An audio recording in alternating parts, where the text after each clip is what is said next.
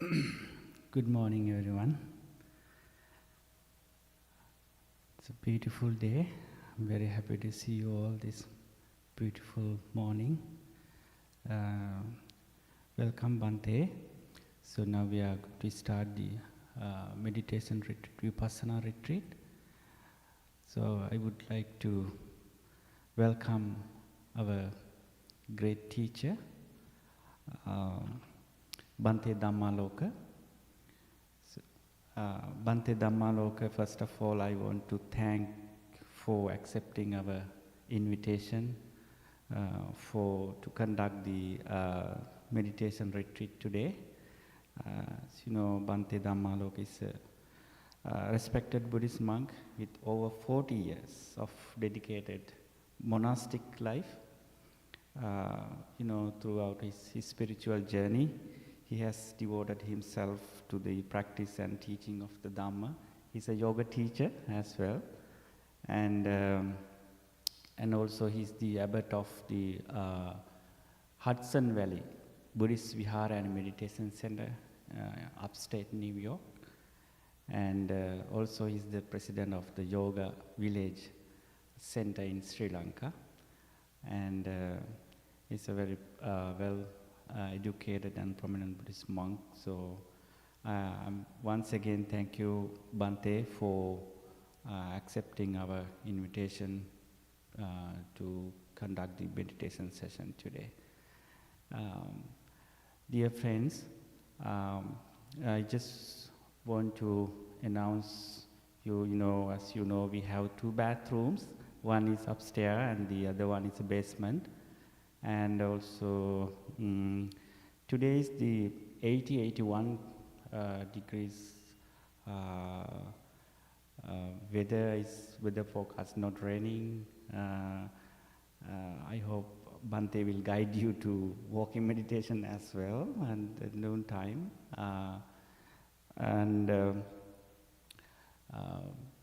You can have your tea and coffee. It's ready on the basement and here also. And the water, if you want water, you can have water in the basement. And other guidance will give you the Bhante.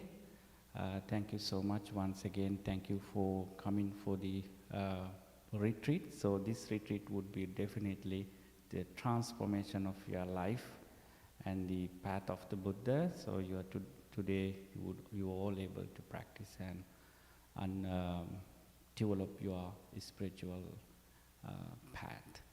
So with that note, I am going to invite Most Venerable Bhante Dhammaloka to conduct this session. Please say sadhu 3 times. Sadhu, sadhu, sadhu.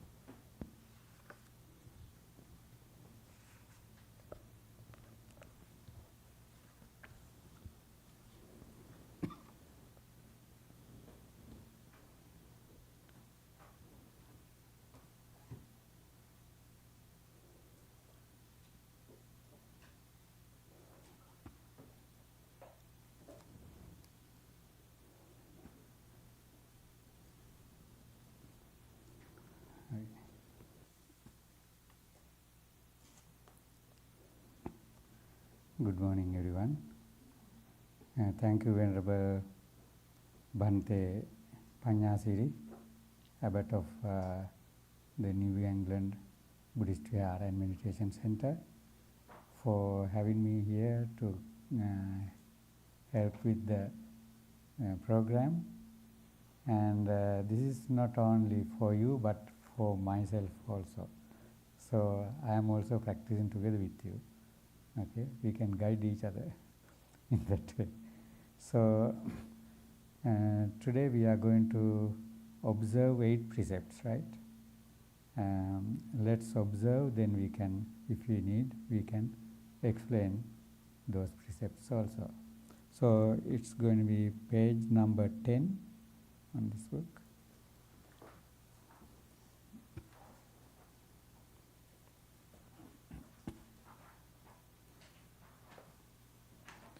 Page number 10, we are going to start with Tisarana.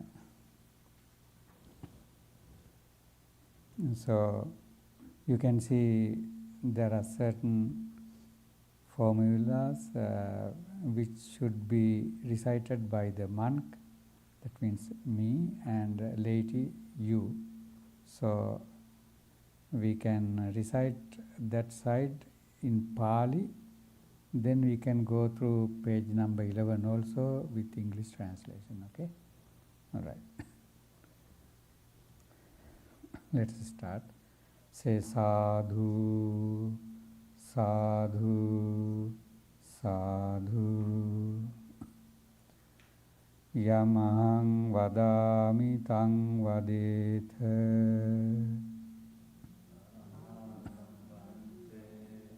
Namo tassa bhagavato arahato samma sambuddhassa. Yes. Namo tassa bhagavato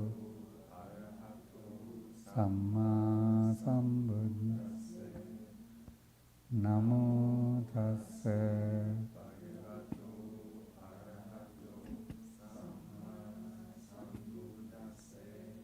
Repeat after me. Buddham saranam gacchami.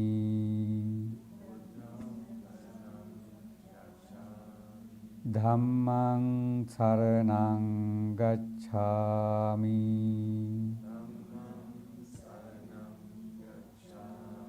Sanghang saranam gacchami.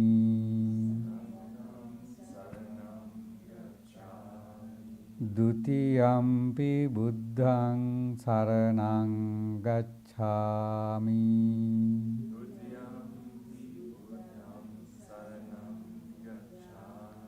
Dutiyampi dhammang saranang gacchami.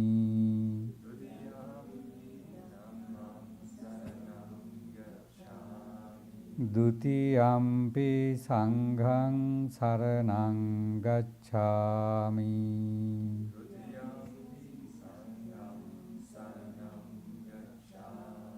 Tatiyampi buddhang saranang gacchami.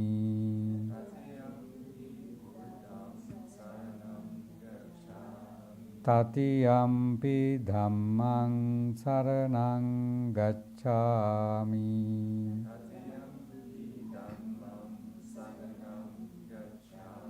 Tatiyampi sanghang saranang gacchami.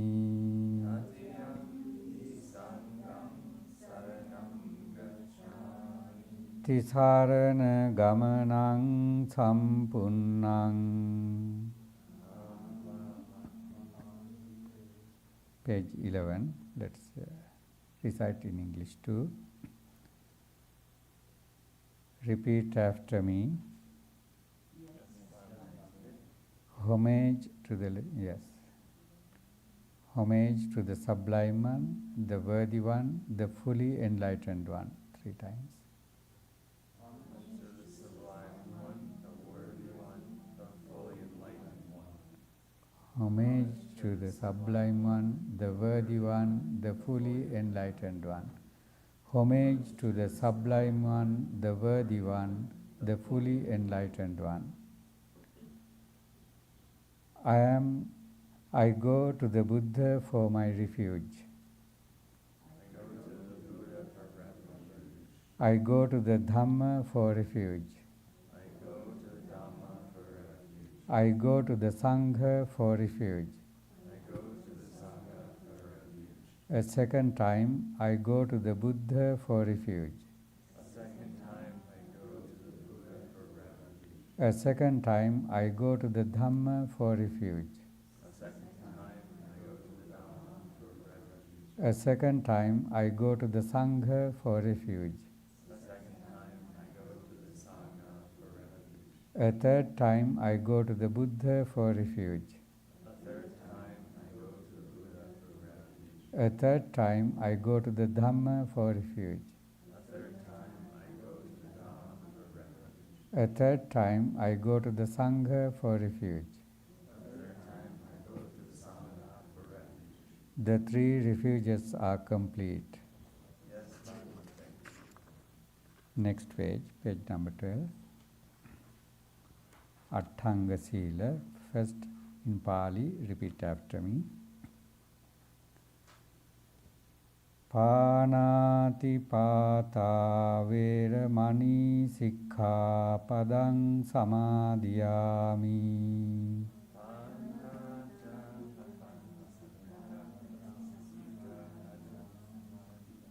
Adinnādānā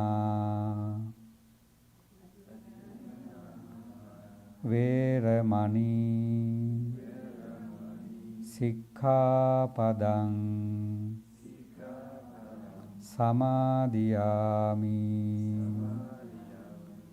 Abrahmacharya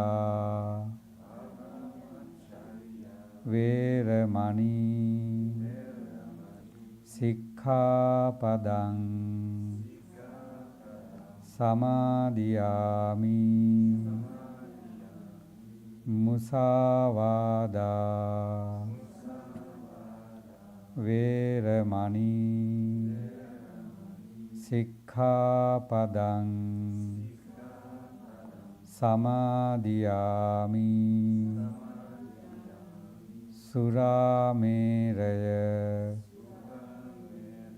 majja pamadatthāna veramani sikkhapadang samadhiyāmi. Vikāla bhojana veramani sikkhapadang samadhiyāmi. Nachcha gīta vādita visuka dassana mālā gandha vilepana dhārana mandana vibhūsanatthāna veramani sikkhapadang samadhiyāmi. Uccāsayana mahāsayana veramani sikkhapadang samadhiyāmi. Imang attanga silang samadhiyāmi.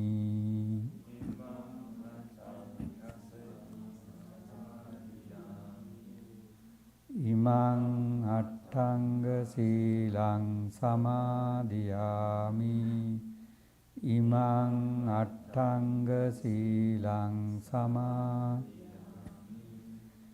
tisaranena saddhing attanga silang dhammang sadhukang surakkitang kattva appamadena sampade tabbang Silena sugating yanti Silena bhoga sampada Silena nibbuting yanti Tasma silang visodhaye.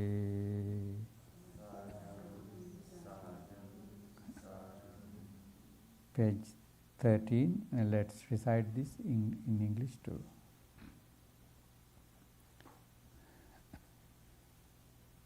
The 8 monastic precepts.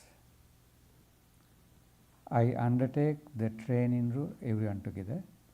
I undertake the training rule to abstain from taking life. I undertake the training rule to abstain from taking what's not given. I undertake the training rule to abstain from all sexual activity. I undertake the training rule to abstain from false speech. I undertake the training rule to abstain from intoxicating drinks and drugs causing heedlessness. I undertake the training rule to abstain from eating at improper times. I undertake the training rule to abstain from dancing, singing, music, shows, using perfumes and beautifying with I undertake the training rule to abstain from the use of high and large seats and beds. I undertake this set of 8 monastic precepts. I undertake the set of 8 monastic precepts. I undertake the set of 8 monastic precepts. I undertake the set of 8 monastic precepts. Having well undertaken and kept the 8 monastic precepts, together with the 3 refuges, one should strive on with diligence. Yes, Bhante. With morality, good rebirth is gained. With morality, wealth is achieved. With morality, perfect peace is attained. Therefore, morality should be purified. Excellent. So, now you have observed 8 monastic precepts. Normally you observe 5 precepts, right? Yeah. During these several hours time until 4 o'clock, you are going to observe and practice according to these precepts. Traditionally, that all these precepts would be observed at least 24 hours time until tomorrow. So it's up to you if you want to voluntarily, even after going back home, to continue with it. That would be a great opportunity for your personal practice. And remember that these are not commandments. No one is watching if you are doing it or not. These are self-training precepts to tame our own body, physical actions and words, speech. For training ourselves, our physical activities and verbal activities, we should have kind of guideline. This is what it is. We are following these guidelines. Suppose if you are using any ornaments or perfume, you are not doing anything,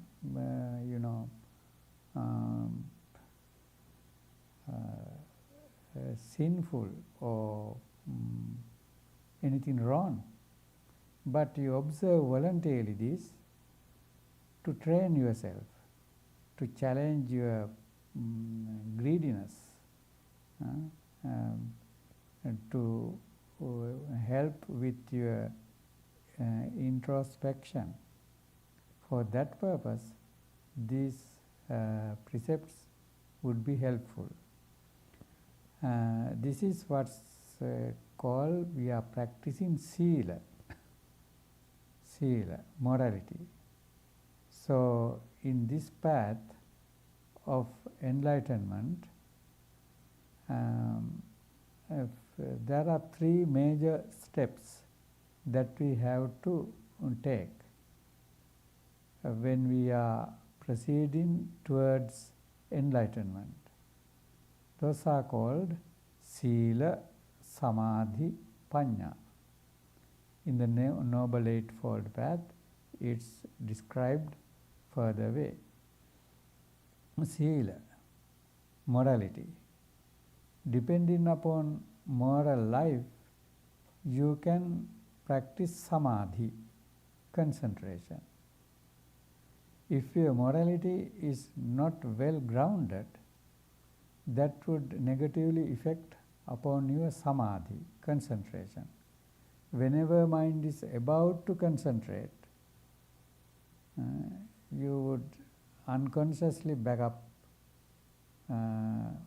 because of if there is any moral problem. Therefore, as our own guidelines, we are observing and practicing. Suppose if you have been violating certain precepts and living immoral life up to now, that's completely okay. From now onwards, what you observed here, now onwards you are completely pure with your physical and verbal actions. Gone is gone. Now this is your new, brand new life. So in that way you have to purify yourself. It's up to you, honestly, towards yourself. So as I said, no one is watching, no one is complaining, but yourself. So extra these precepts, more than other days, you observed 8 precepts. You would not dance today. You would not sing today. Those are not bad things. Those are very good things to, even to a certain level, calm our mind. But those are so good with good music, good dance. Those are so good. That would go parallel together with this concentration path. So that just because of that, we try other kinds of distractive, parallelly running paths to make sure we are not disturbed on this samadhi or concentration, meditation and vipassana meditation path. Just for that. Otherwise, those are not any, not to condemn those activities. Yes. So in that way, we want to clear ourselves completely where we are going on this path. For that purpose, this morality is very important. As it's ended, Silena Sugatin Yanti. As a result of practicing Sila, one would be led towards heavens as a natural result of practicing Sila or these precepts. Silena Bhoga Sampada. As a result of practicing, observing and practicing these precepts, one would be a wealthy person. Because suppose you are not taking, for an example, taking alcohol and avoid that, then your mind would be so sharp and healthy. physically also. You would not associate that much with persons who are alcoholic or so. So that would be natural resource for your income and protection of of what you hard earned also. So silena bhoga sampada, the one who is living a moral life, that person is a wealthier one. Then silena nibbutin yanti. Most important thing is this sila or morality makes the foundation for your enlightenment. As I said, being in this foundation of moral life, you would develop your samadhi. Sile patittaya naro sapanyo chittang panyancha bhavayan. A certain deity came up to the Buddha and asked a question. The question was, among Sri Lankan practitioners, this stanza is, I think, very well known. Anto jata, bahi jata. There are tangles, inner and outer. Jataya jatita paja. The humankind, people, are entangled with these tangles. Jataya jatita paja. Tang tang gotama puchami koimang vijate jatan. I ask you, Venerable Sir, who could distangle these tangles? That was the question of this deity. Even though that's a deity or a heavenly being, he or she has asked a question on behalf of all the humankind. It's a human problem. Entangled with tangles. So, inner and outer. So, the Buddha's reply is, Sile patittaya naro sapanyo chittang panyancha bhavayang. The wise person, whether he's a monk or lay practitioner, male or female, it doesn't matter. Wise person, sile patittaya, by observing these precepts and being in a virtuous ground, chittang panyancha bhavayang, develop, practice what? Two things. Chittang.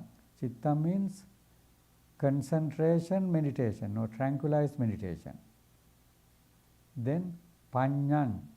Panya means wisdom, insight meditation. That wise person being on a virtuous ground would practice concentration meditation or samadhi bhavana and vipassana bhavana, insight meditation. Chittam panyancha bhavayang athapi nipako bhikkhu soimang vijate jatan. The one who has that energy to wipe out the defilements, that kind of energetic person would distangle all these tangles. So, by practicing these three steps, which are Sila, Samadhi, Panya, morality, concentration and wisdom, by practicing these, we can solve all these human problems. So we are not going to solve the problems of others. Then what we are going to do today? We are going to solve our own problem. everyone is trying to help others, but no one have tried to, help themselves. So that's what we are going to do. So today we are focusing within ourselves, and we would try to guide ourselves other than certain instructions and to practice more. So practicing based program would be here today, and certain things to keep your morality and concentration and wisdom in a good level. There are, other than these precepts, there would be certain things that you can practice. That would be, one of them would be keeping noble silence. What's this noble silence?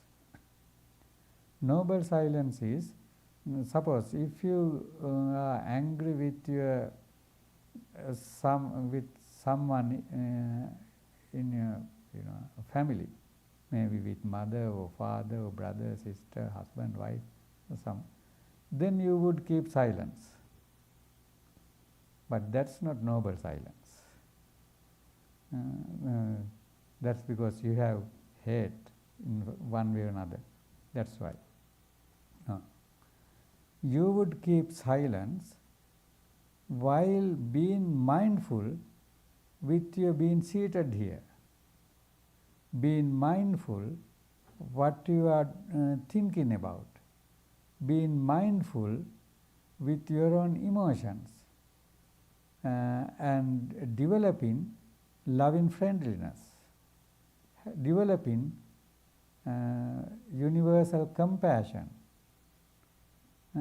having good thoughts towards others. You would keep silence. With this silence, you would be helping other person, your neighbor also, to practice her or his noble silence too. In that way, you are keeping this silence. That's why the Buddha asked the monks, Dhammiva katha ariyova tunhi bhavo. If you really want to talk, that would be talk about the Dhamma. Suppose if you have any question, if it's not clear enough what you have to practice, then you can ask. We can talk. Ariyova tunhi bhava. Otherwise, keep noble silence. So even though you are just being seated here or walking in silence, you have certain duty to do all the time, throughout all these hours. What's that? Being with mindfulness. How do you be with mindfulness? When you are being seated, you would be aware of being seated. How? You can feel your body on the ground, being seated, how it is. Just like an outsider would be watching you. Similarly, you would be watching your own body. Outsider would be able to watch only from the side. But you are able to get better idea than an outsider, because you can go through even inside, how it is, how your own body weight you can feel, how you can feel here and there certain maybe pain or anything, heat or cold or even touch of your own cloth. In that way, you would be aware, be mindful, being here, right now, what you have been experiencing. You would be aware of what you are listening to, how that sound goes into through your ears, and what you can see, even though you are kept your eyes closed, that through closed eyelids, what you can see, being aware of your inhalation and exhalation, being aware of your own thoughts, emotions, just like the waves of the ocean, which comes and goes, pass. In this way, and suppose if you are standing up, how you feel it? How when you are changing your limbs, steps, how you feel it? How you move your body? And even while you are using the restroom, completely you can try your best to be aware with all these actions. While you are drinking, while you are eating, while you are drinking, how you can feel the warmth or coldness of the drink that you take in, how it goes through. In that, when you are taking the cup towards your mouth, how you feel your muscles with the movement of your hand. Try your best to be aware of each and every single thing that you can experience today with your physical and mental actions, feelings. In that way, you can, when you are practicing that, that means you are being with mindfulness. Even though you have observed and been seated here, precepts and in front of the statue of the Buddha, there may be some other thoughts like hatred or something. Just be aware of it. When you are aware of it, then that emotion would be 100% under your control. In that way we can practice here today. Now whenever you need, you all are adults, so you can mindfully stand up and go to the restroom and mindfully come back and be seated. In this way we can keep on practicing. So as a starting point, let's practice some sitting meditation too before we start the next program, okay? Yeah.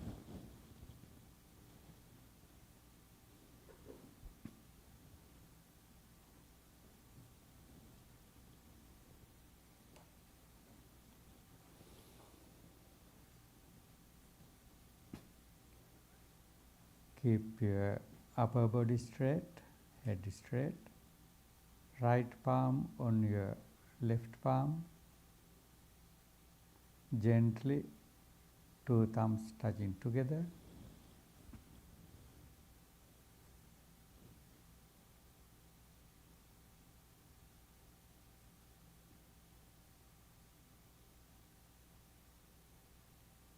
Pay attention to yourself,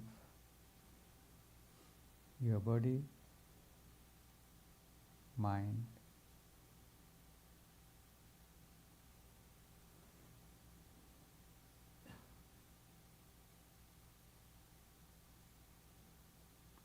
Completely be aware of yourself.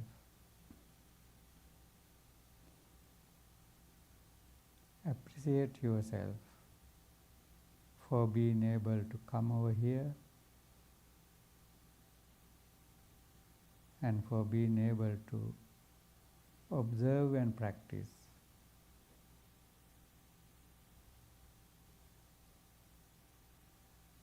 Self-training 8 precepts today. Appreciate your virtuousness,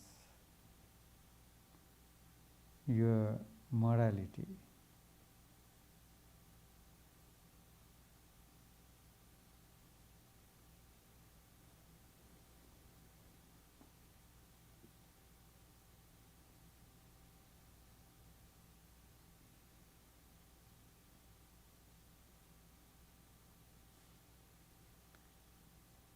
Have happy thoughts about yourself.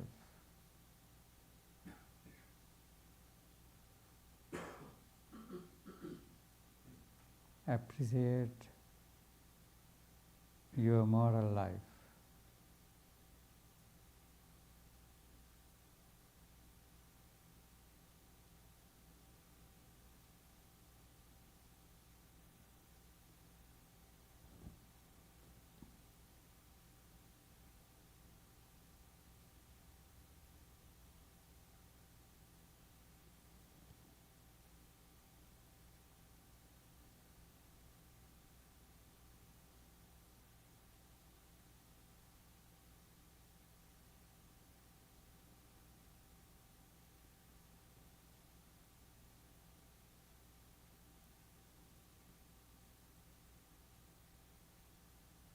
Pay attention towards your body.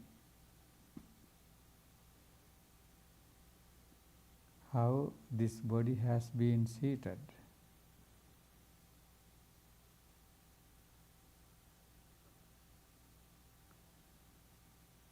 Feelings on this body, in and out, what you can feel.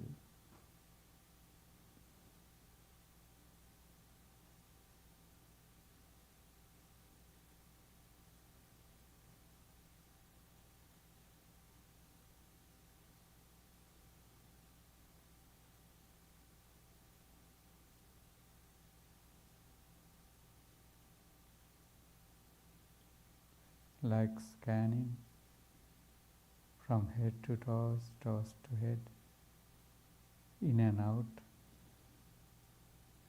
trying to detect any single place where you have any feeling.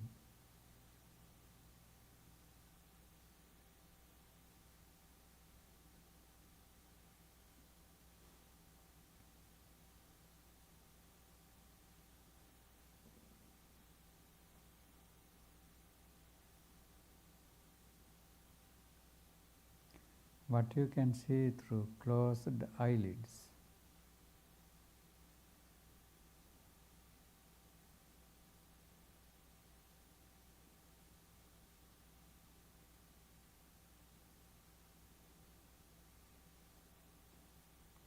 How you feel you breathe in and out, your abdomen, chest.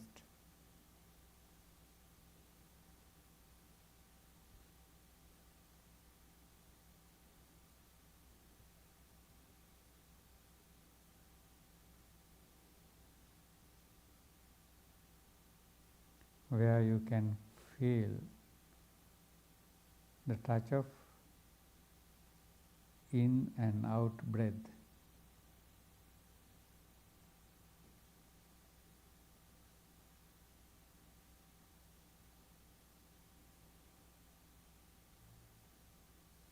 Try to find a single point where you can feel your breath more clear than other places throughout your breathing tunnel.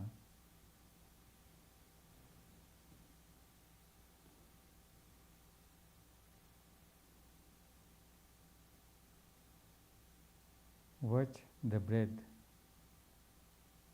going through that point, in and out.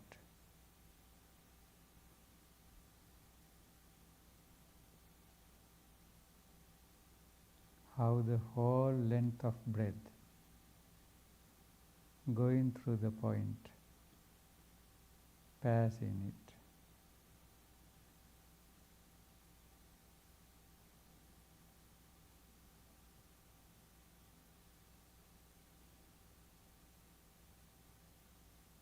Pay complete attention with all the length of breath.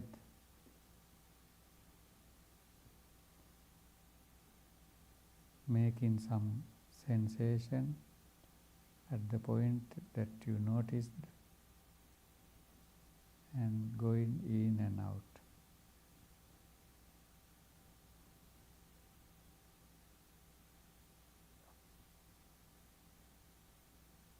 with complete attention.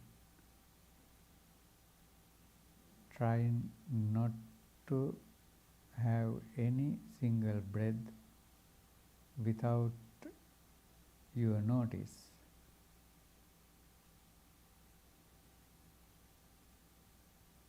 For several minutes, let's try to practice meditation on breathing in silence.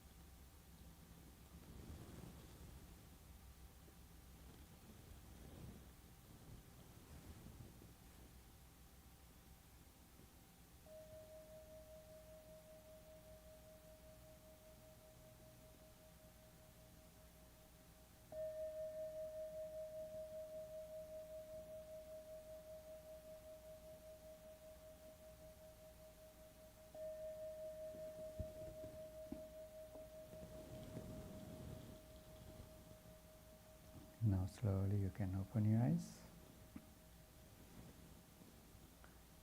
There may be here who have been practicing long time, as well as brand new ones, right? Who came for the first time also here, I think. So let's continue this program in a way that everybody would be able to practice something. So, what would be the challenges when you try to focus and concentrate your mind that you come across? Many thoughts, right? Past memories, future plans, things like that. Sometimes there may be thoughts what you did not have even before trying to meditate, right? You would fast forgotten things also would be there in your mind at this moment of meditation. How that can be? Because you are trying to concentrate. Complete opposite way, your thoughts would be there, right? Yeah, because your mind is trying to be concentrate, tranquilized little bit. When it's even little bit get tranquilized, all that past memories would come,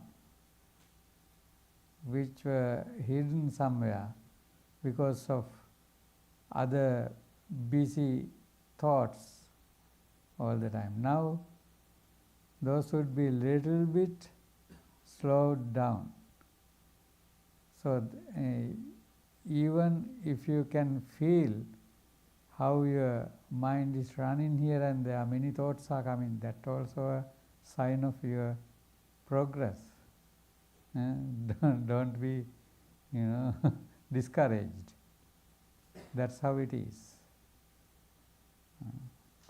And other thing may be when you are trying to meditate, your mind would become like so slow and would start to be like sleepy.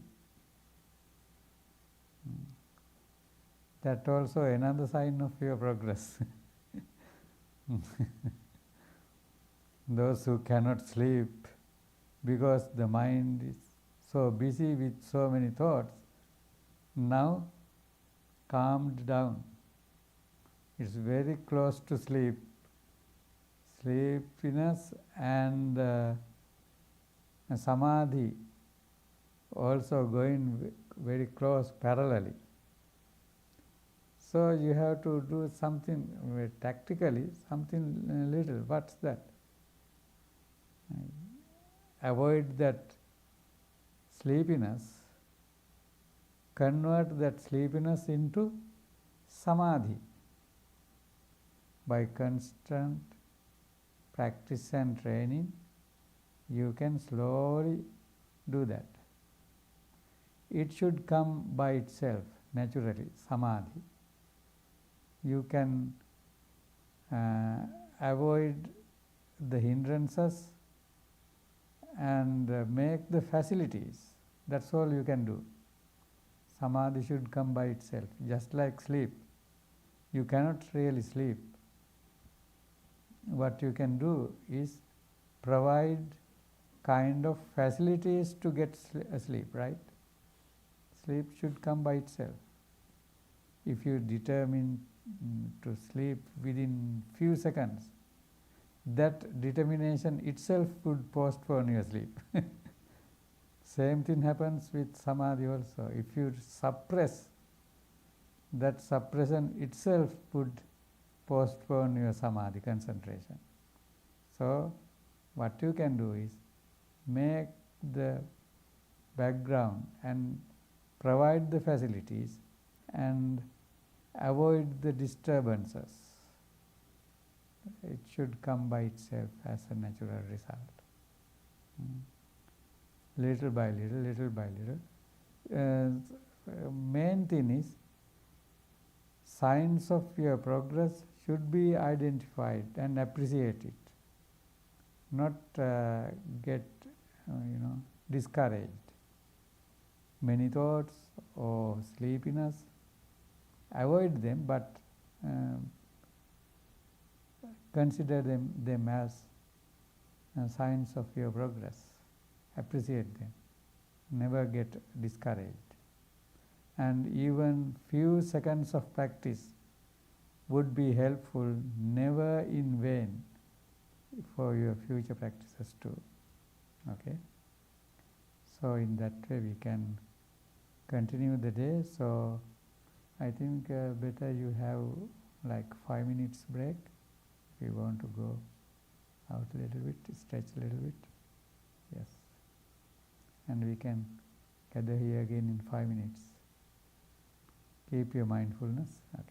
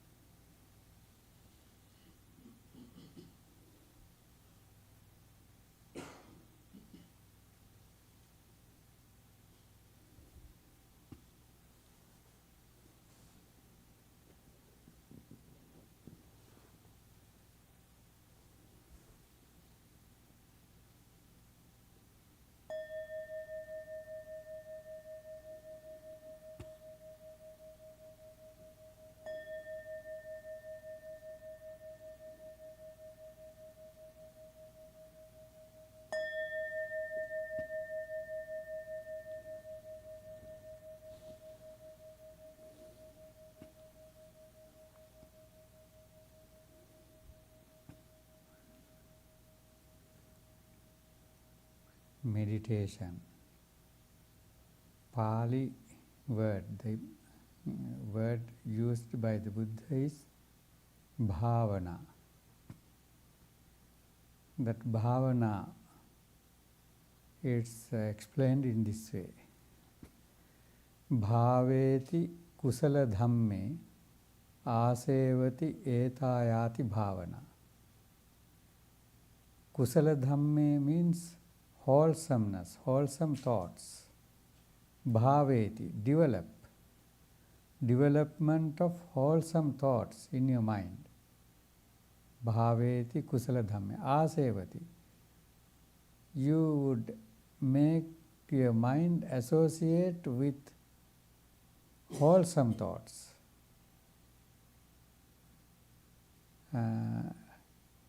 Bhaveti kusala dhamme, development of wholesomeness, wholesome thoughts, and association of wholesome thoughts in your mind is called bhavana. So, important thing is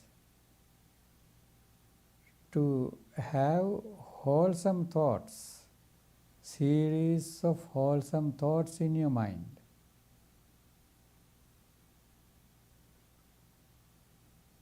For that purpose, you have to have certain qualities.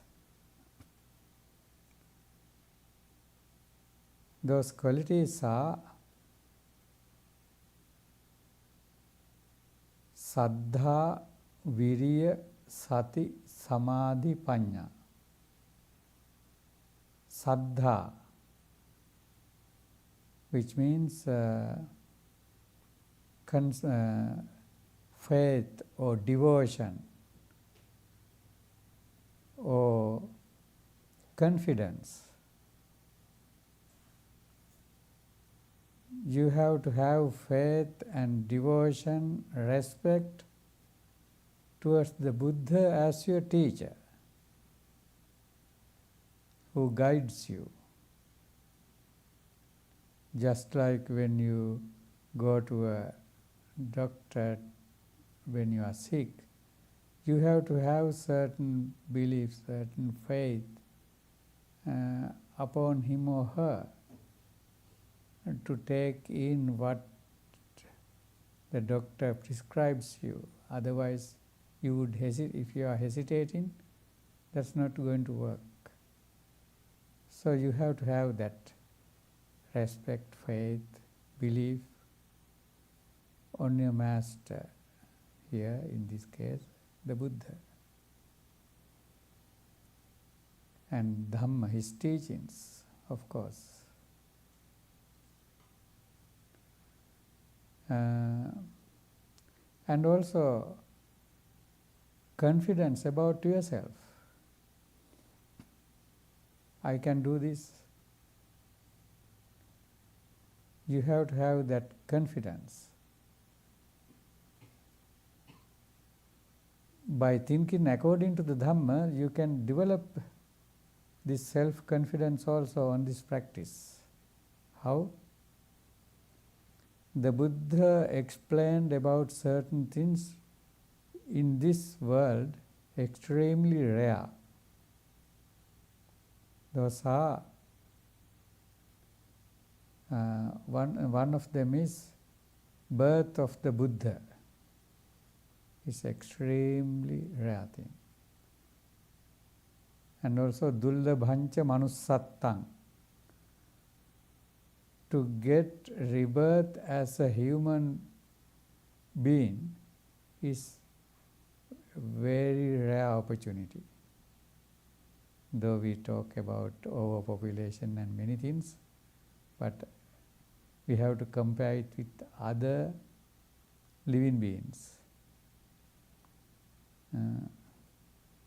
Under your cushion, there may be living beings more than whole human population in this world, right? So, among all them, you are here as a human being. Dullabhancha manussattam. Yes, as I said, buddhupadocha dullabho. Rare the birth of the Buddha. Buddhupadocha dullabho. Dullabha khana sampatti. This opportunity of listening to the Dhamma is extremely rare. Now in this area, New England area,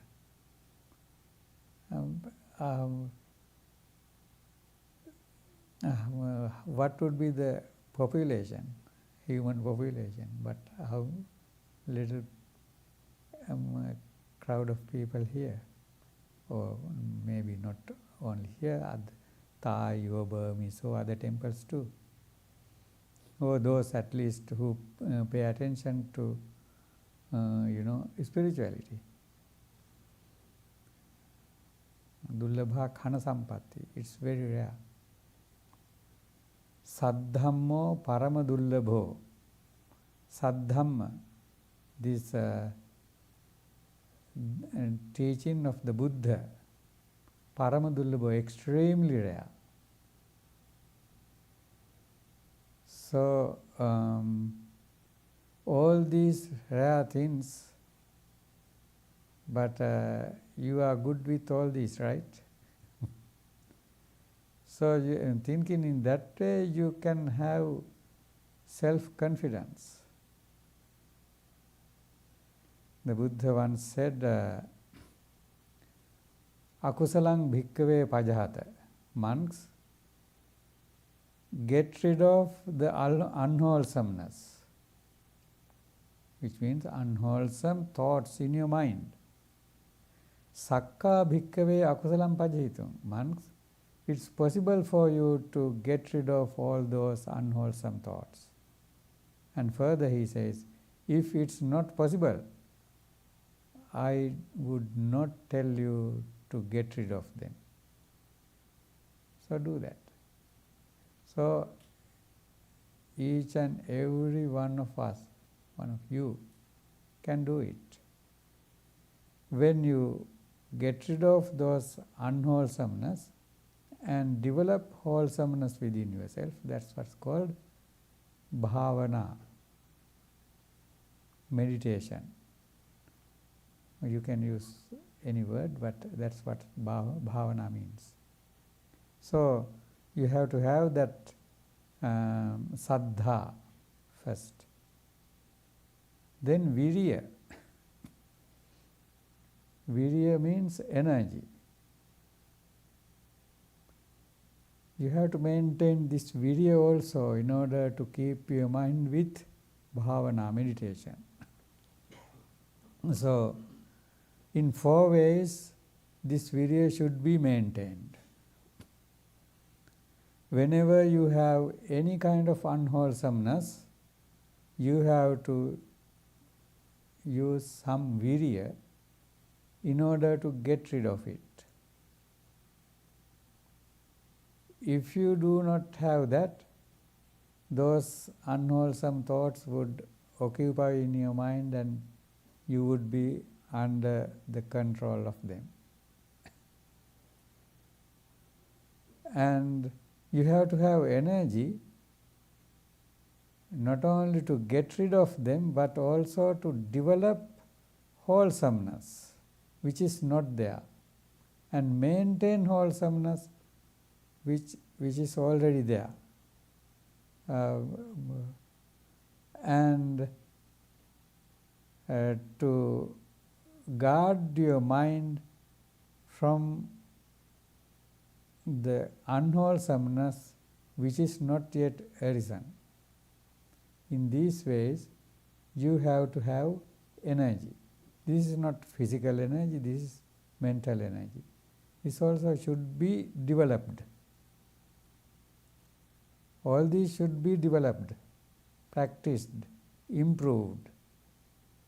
You can do that, but you have to exercise with these, practice, develop. So any kind of obstacle would be an opportunity for you to develop these, practice these. So you have to have virya. Saddha Virya. Then Sati, which means mindfulness. So, Virya would be helpful for you to practice Sati or mindfulness, and Sati, mindfulness, would be helpful for you to practice your Virya also. So, now you have to practice mindfulness with your physical actions, physical feelings, thoughts, emotions, and also thinking through the point view of the Dhamma. You can, in these 4 ways, practice mindfulness. Sati, Saddha, Virya, Sati. Then Samadhi, concentration. So now you can see, Saddha also would be helpful for your Virya, right? Confidence would be helpful for your Virya. Virya could be helpful for your Saddha, and even mindfulness. Mindfulness would be helpful with all these. And then, as a result of improving your mindfulness, you would be with Samadhi, concentration. That concentration also would be helpful for your Sati, what we talked about before. Then Panya, wisdom. Samadhi Panya can be explained furthermore a little bit later. Now let's practice a little bit more.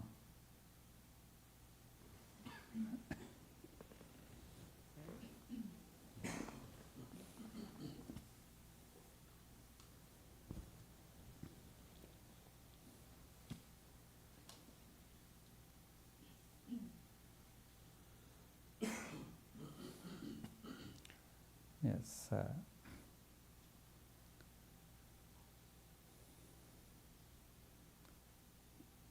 Have for completely close your eyes, keeping your right palm on your left palm, gently 2 thumbs touching together.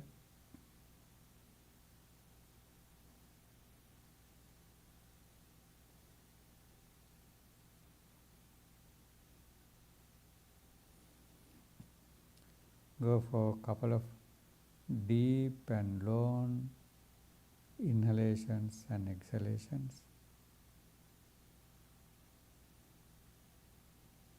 Applying mindfulness with them.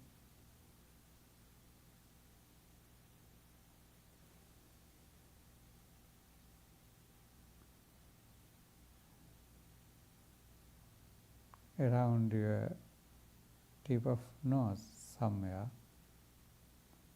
try to find the point that you can easily feel the touch of your breath.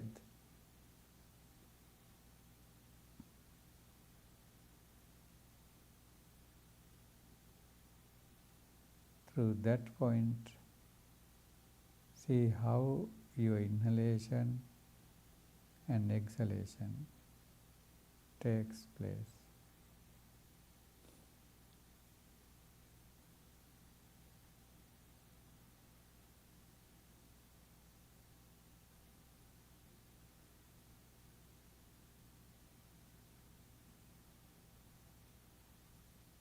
Try to be aware,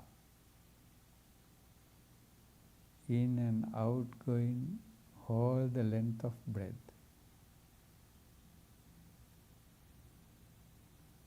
Each and every breath has beginning point, ending point, and in between little pause. And length of that ongoing breaths. All this in and out process of breathing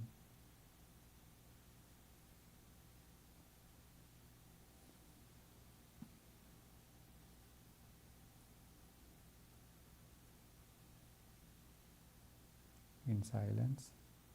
Let's practice about 15 minutes breathing meditation.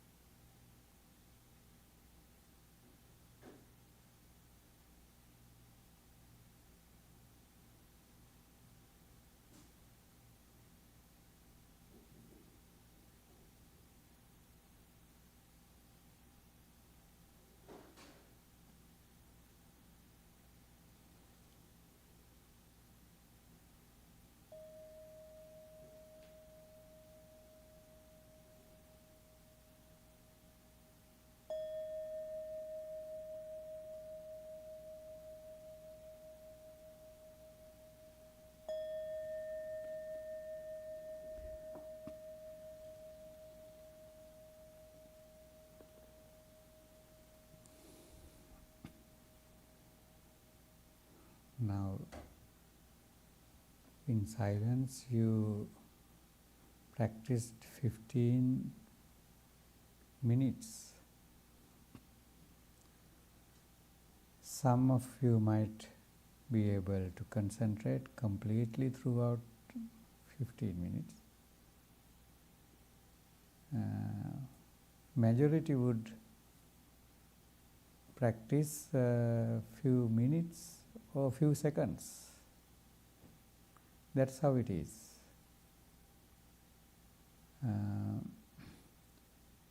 The one who practices today very well would not be able to practice the same way, making your mind completely concentrated tomorrow. But maybe the day after again. That's how it is. So whenever we feel like it's really hard to concentrate the mind, what do? There would be some other things that we can go which goes parallel with this meditation. As I explained before, bhavana means developing something wholesome in your mind. So not only being seated and trying to concentrate on your breath, there are other things that you can practice. And also, there are about 40 tranquilized meditation subjects in the book called Visuddhi Magga, or Path of Purification. Why all those meditation subjects to practice? Because there are many characters among us, many different ways we have practiced, maybe in our previous lives, or childhood, or education system, or way of your family background. There are many different ways and types, especially your own insight related to many lives also. According to all those things, because of different types of mentalities, to make your mind concentrated, tranquilized, you would have to use different techniques, different subjects to practice. Common something that everybody would practice is breathing meditation.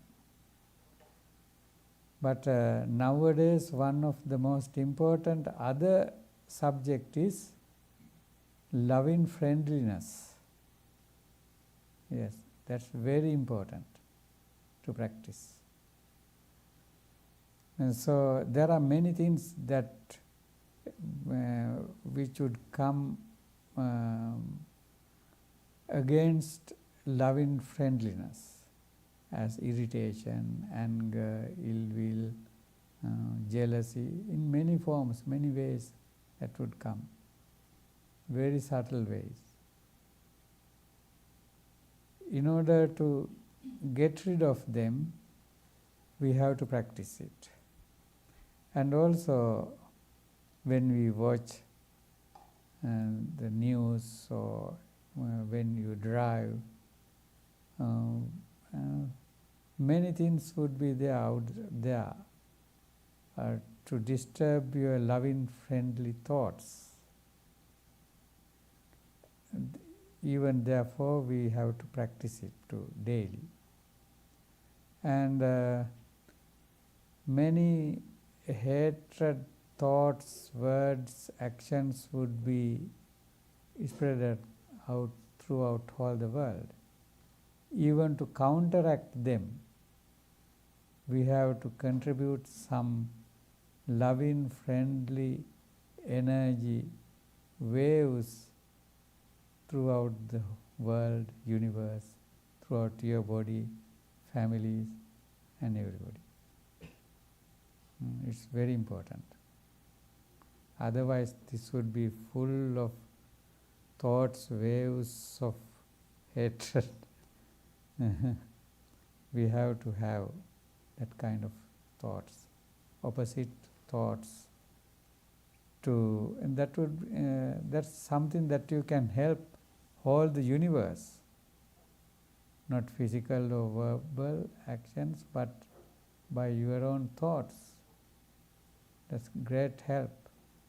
Your positive thoughts, loving, friendly thoughts would be helpful for many others, humans as well as non-humans, deities, spirits, all the planet, all the world.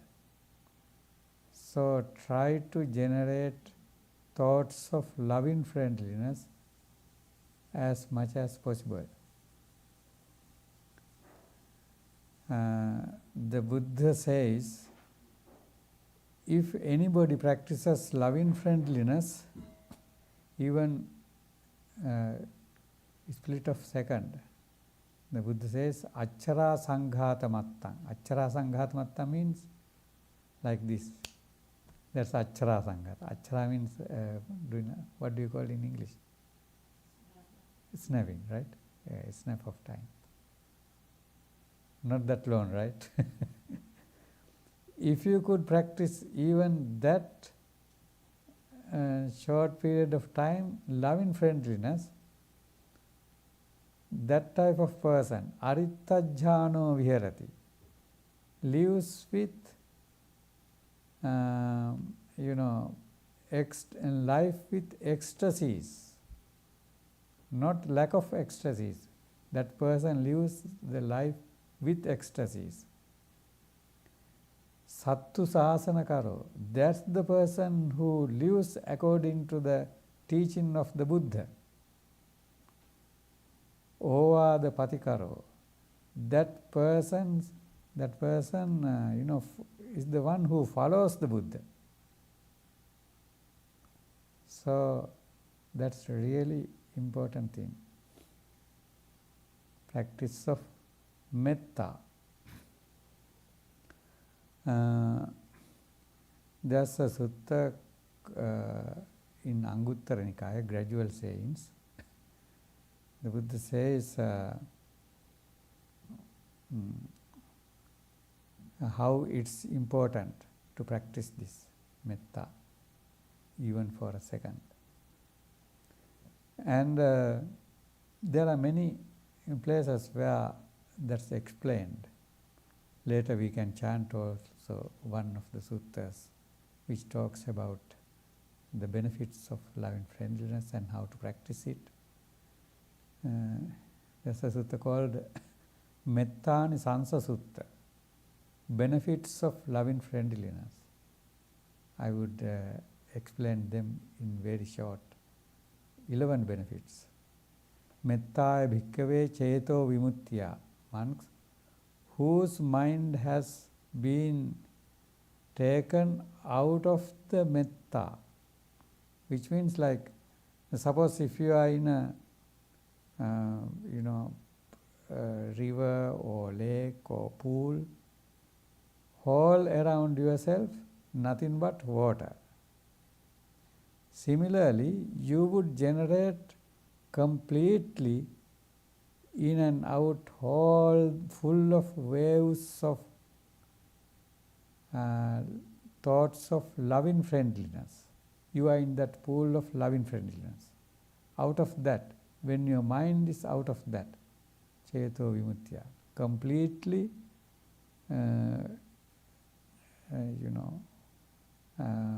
surrounded in and out completely by thought waves of metta. Asevita, when your mind is completely associating with the thoughts of metta. Bhavitaya, when you constantly practice metta, develop metta. thoughts of loving friendliness. Bhavitaya, bahulikataya, constantly. Improve it. Yani kataya. Yani kata means when you make metta like your vehicle. So you are inside the vehicle, right? So you would go with the vehicle. Same way when you make the metta like that. Yani kataya. Vattu kataya. Vattu means something that you value. So if there is anything that you value, you would protect it. So metta can be, if you are not protecting, not guarding, can be gone away at any second. Vattu kataya, when you protect it. Vattu kataya. Anuttitaya, when you keep on with the metta without getting rid of it. Parichitaya. Parichita means constantly practiced. Susamaradhaya, when your metta is well started well, correctly. Eka dasani sansa patikanka, you can expect 11 benefits who develop the metta in that way, on this way. 11 benefits. Those are, the first 3 are related to sleep. Sukham supati, sukham patibujjati, napapakam supinam pasati. One sleeps well, wakes up well, no nightmares, no bad dreams. Those are the first 3 benefits. Then manussanang piyo hoti, that person be a pleasant person for all the human beings. That's why His Holiness Dalai Lama says, I start the day with metta. Therefore, I do not meet any stranger but a friend all the day. So, when you start your day having loving, friendly thoughts, metta towards all the human beings, yes, everybody, you consider as your friends. That same feeling would be reflected from them also. Metta. Manussanam piyo hoti, amanussanam piyo hoti. Even non-humans, maybe spirits or others, animals, they also would like to see you, would be happy to see you, welcome you, appreciate you, protect you. Amanussanam piyo hoti, devata rakhanti. Deities protect you. Deities are the ones who, like celestial beings. Usually they are the ones who led moral lives and lives with metta. So even though you are not in, heavenly bodies, your consciousness would be like heavenly when you are with metta. So they would feel like you are their, roommates, classmates, friends, like that. So they protect you. And deities protect you. Celestial beings protect you. There are many incidents happen like that. Very strange ways. Some people would be escaped from tragedies. Maybe those deities. Protection of the deities also. Because of your own good thoughts, positive thoughts, thoughts of loving friendliness. Devata rakkanti. Na tassa aggiva visangva sattangva khamati. That person would not be disturbed or damaged or wounded by visang, poison, sattang, weapon, and also aggi, fire. Fire, poison or weapon would not be able to hurt the practitioner of metta. This may be outer fire, poison or weapon, and also inside we ourselves have sometimes fire, poison, weapon type of thoughts, right? Emotions, hatred, jealousy, ill will. All those, they would damage even bigger scale than out there fire, poison and weapon, right? Yeah. When the anger, when the hatred is so high, some people would, harm themselves by themselves. That's far dangerous weapon or poison and fire than out there. And also those who are poisoned by those emotions are the ones who poison or destroy others, other countries, whole the humankind. Hate them. So first, that person would be, disturbed inner fire, poison and weapons before that person would disturb others. So that would not be there with the person who have metta.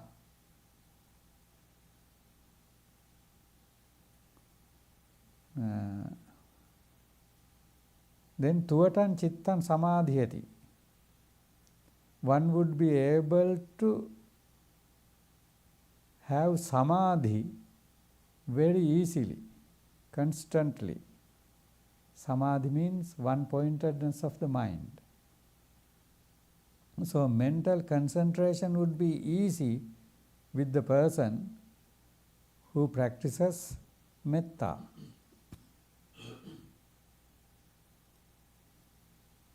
Tuvatan chittan samadhiyati. Mukhavanno vippasidati. The reflection of the face would be attractive.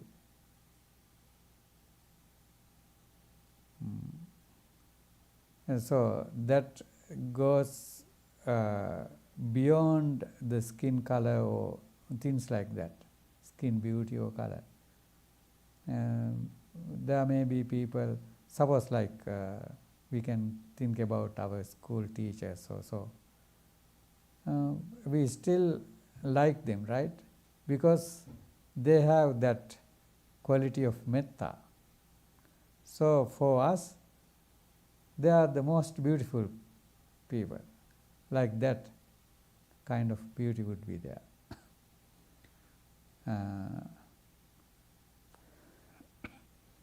Mukhavanno vippasidati. Then asammulho kalang karoti. Without any confusion of the mind, the person would die. That also a very important thing. At the last moment, people would be confused with so many things. Even at the last moment, that person would be so peaceful. Asammulho kalang karoti.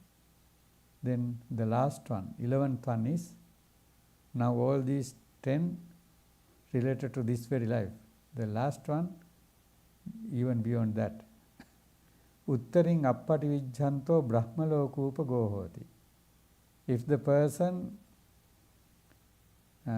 is not attaining enlightenment in this very life, but to the ecstasy level, the mind is developed with metta, that person would be able to get rebirth among Brahmas, Brahma beings, Dhammaloka upago, Brahma world, get rebirth in the Brahma world.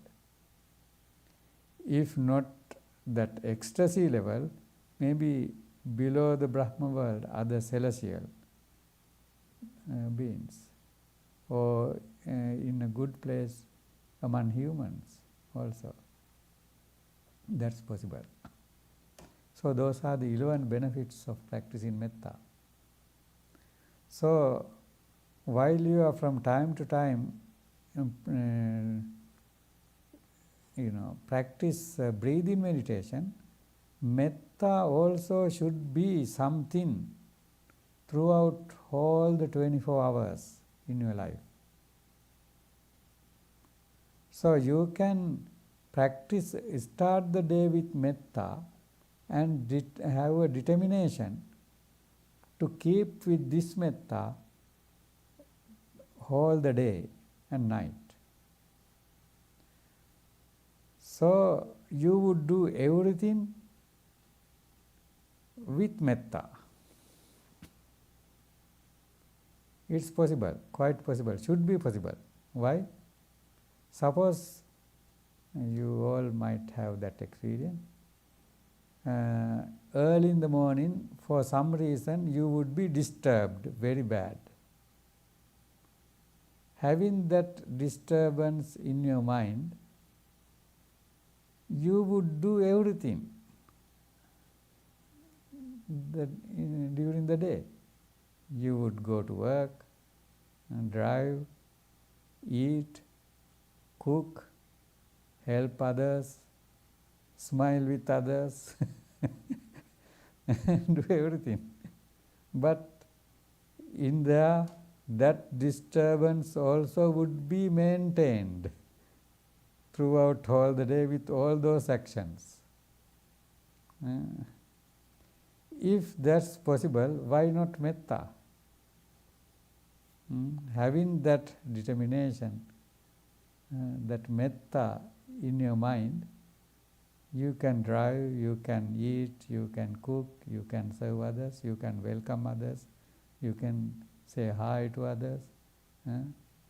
You can even shout at others with having metta, if necessary. Because metta is something, and your, firmness, that also should be maintained. Otherwise, you would be mistaken as a weak person when you are working in the society. But you would have that metta. Even, once there was a monk called Vakkali. Venerable Vakkali, he got ordained just to keep on looking at the Buddha. Because he is so beautiful, handsome, attractive, and so serene, and to keep on looking at. That's why we have a statue also in front. But that's not the purpose of this ordination. You have to go beyond that. Then once the Buddha said to him, Vakkali, what are you doing? Kimina puti kayena dittena. What's the use of keep looking at this filthy body? Yo dhammang passati somam passati. The person who sees the Dhamma is the person who sees really me. Apehi Vakkali. Get out. The Buddha is full of metta, but he says so. Why? Otherwise that person never would grow in this spirituality. So you have to sometimes shout at others, but don't forget about your metta. having that metta, you can do all that. Then when you have that metta all the time, maintaining, keeping it, when you start to practice breathing, that also would be easier.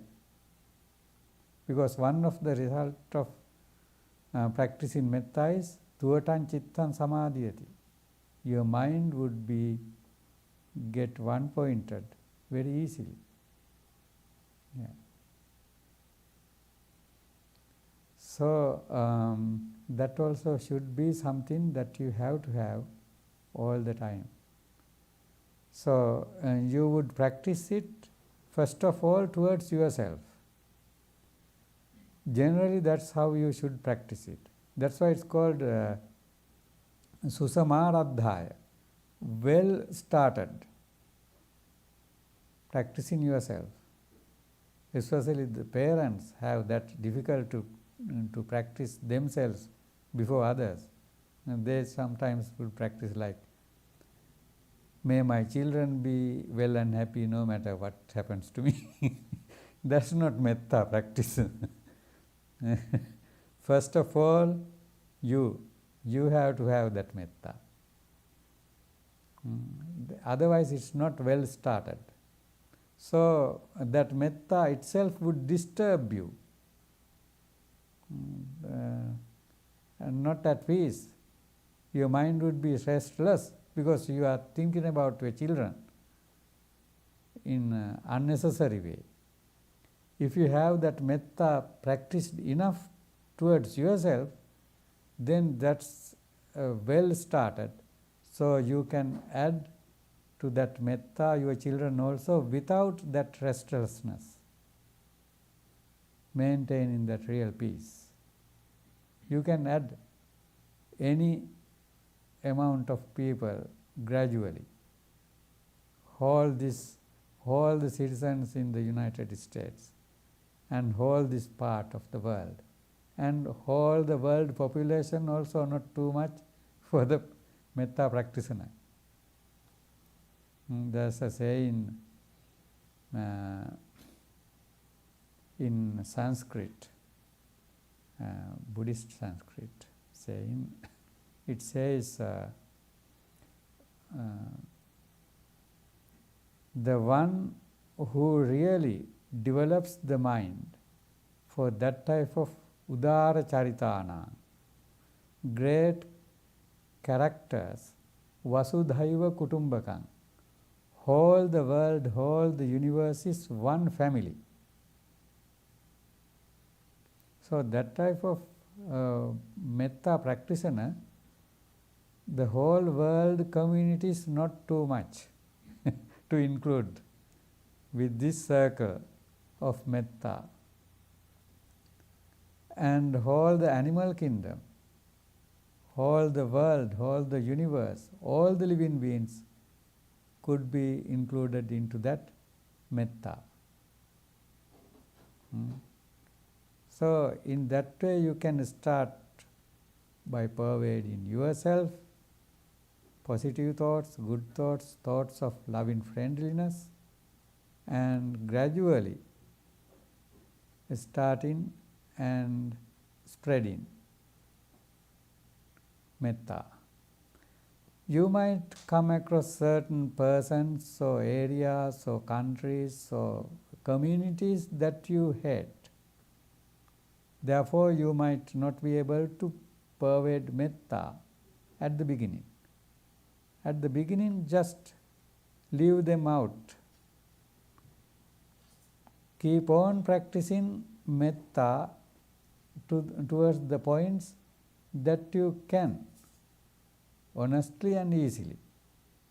Improve yourself. That limitations has nothing to do with them but yourself. When your metta is improved and hatred is melted out, then your capacity would be bigger to include gradually them also. Until then, don't try. And just keep on pervading your metta to the points easily, honestly, that you can practice. That's enough. That may be only yourself at the beginning, for a while. Gradually, you would make space enough for others. We have to keep gradually. Don't try to be too hurry. With very rare cases, sometimes you might not be able to practice metta towards yourself at all, but many others. There are some people like that. They say, I can practice metta throughout whole the universe, but not towards me. So it doesn't matter if that's how it is, do that. If you don't find anybody, any human being, maybe your pet, maybe flower, start with something that you can easily be able to practice. If not possible, by pervading first towards yourself. So somehow important thing is to start and keep on practicing and making this practice a habit and part of your character. Metta should be your character at the end. So you do everything, anything and everything with this metta. This is very important practice. You know the name of the future Buddha? Who knows the name of the future Buddha? Yes? Maitreya or Metteya, which means metta, loving friendliness.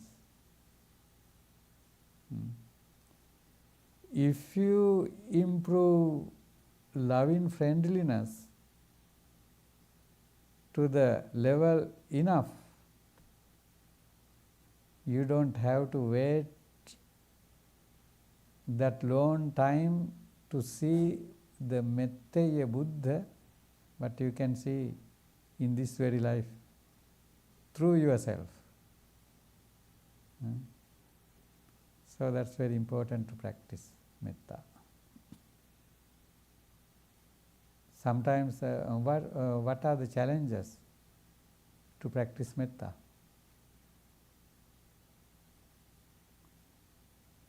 Incidents or persons that you hate, right? Actually, those are not the places, not the incidents, not the persons, but your own certain parts, thoughts, your own mind. So change your mind. You cannot change the world. Change your mind. Why do we use shoes or slippers to walk when you walk out? Because out there it's too rough to step barefoot. We cannot make whole the world with these carpets and everything for us to walk on, right? Therefore, we use that. We cover our, foot. Similarly, we cannot correct whole the world according to our way of thinking. So we have to guard our mind, correct ourselves, safeguard our thoughts. So everything would be fine. That's the easiest and best way.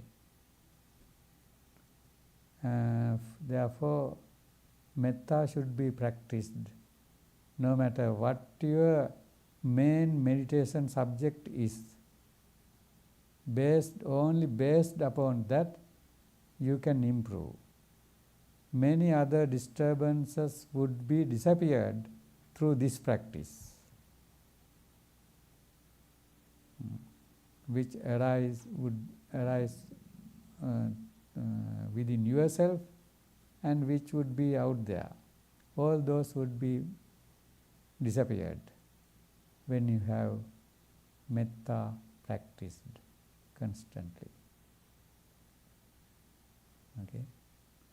So, you would be happy all the time as long as you are with metta. You would start to appreciate yourself.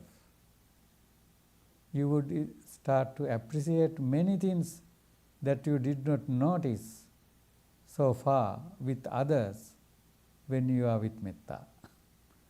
Really you can enjoy the nature, world, life when your metta is in good shape.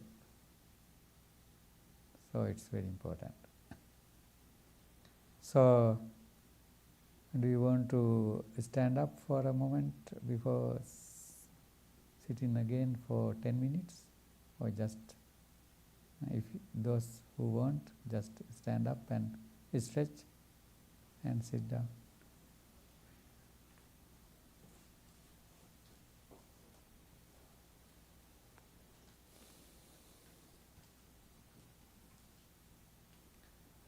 You can stand on your toes if you want. That would be a good exercise too.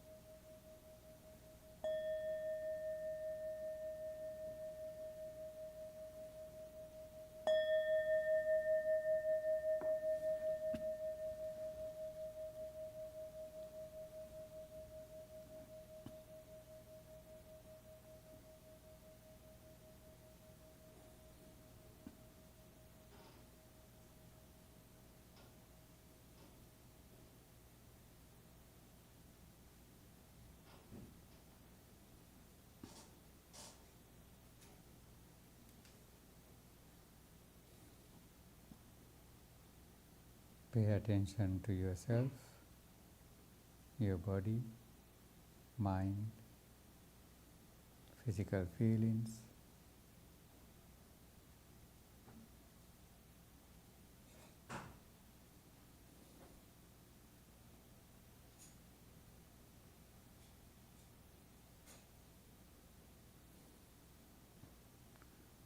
Have thoughts of metta towards yourself, wishing yourself good health, long life, happiness, peace of mind.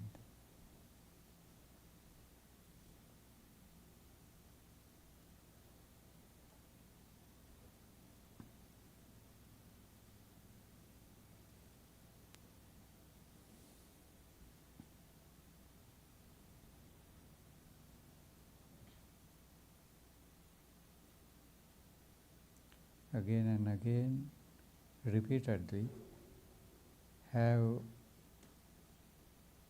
metta towards yourself.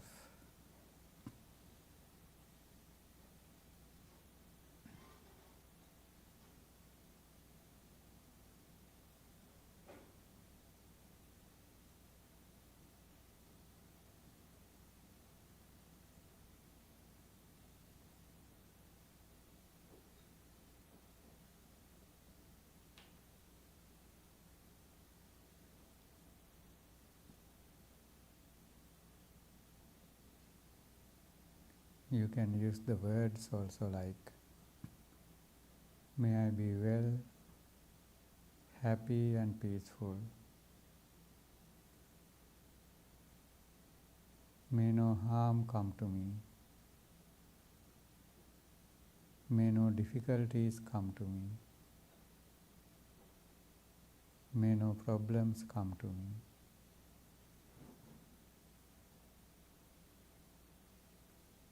Physically, mentally and spiritually.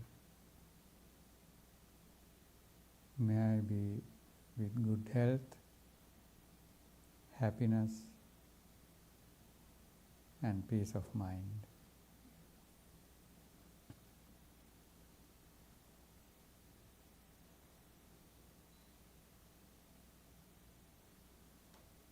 May I be well, happy and peaceful.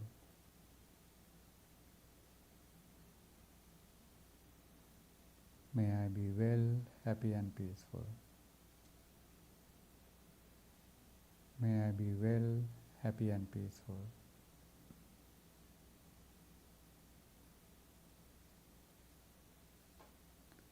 Go beyond the words and have the feeling of metta,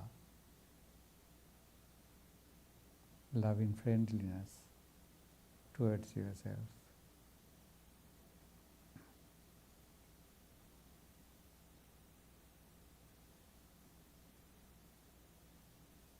Appreciate yourself. Be thankful and grateful to yourself.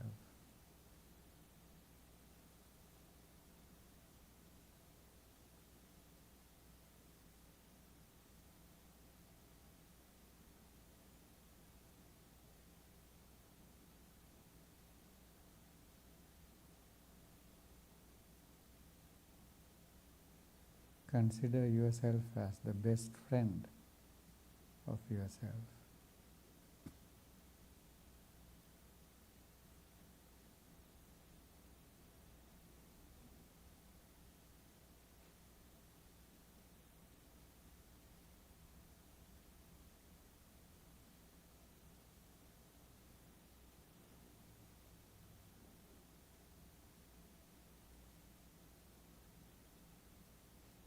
Repeatedly generate loving, friendly thoughts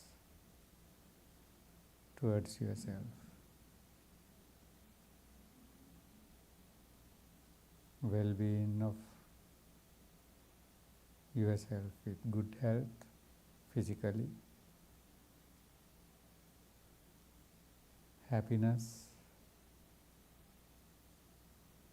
and peace mentally and spiritually.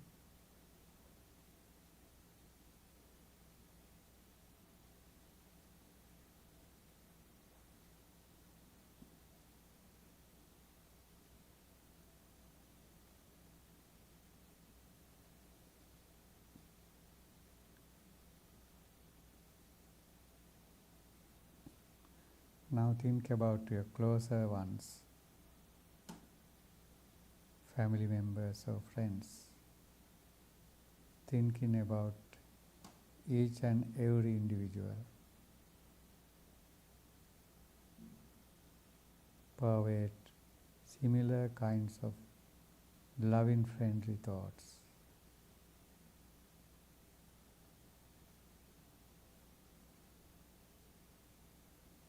Wishing them good health, long life, happiness, peace of mind, all the success in their lives.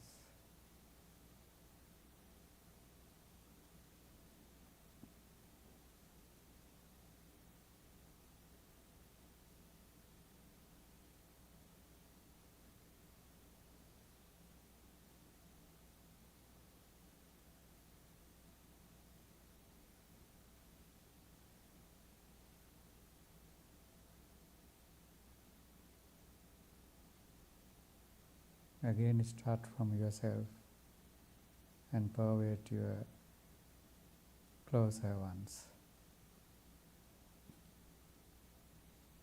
May I be well, happy and peaceful. So as me, my parents, brothers and sisters, children, husband or wife, be well, happy and peaceful.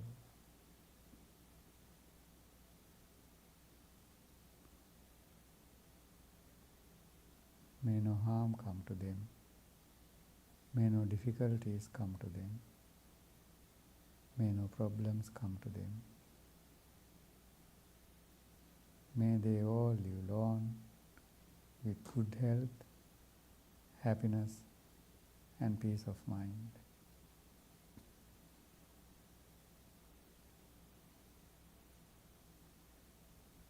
Expand your loving friendliness. Everybody that you know.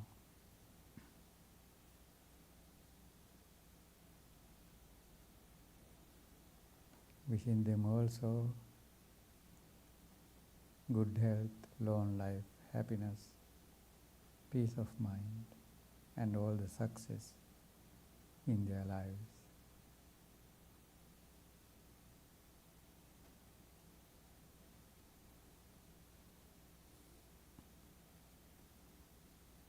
All the citizens in this country,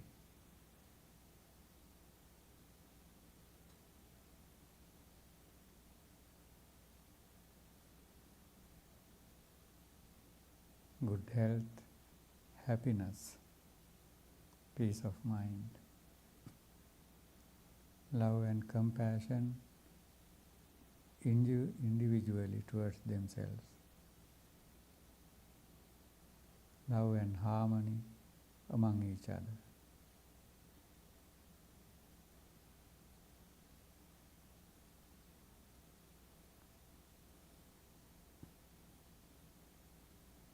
All the countries in this region, all the population, North and South America, other parts of the world,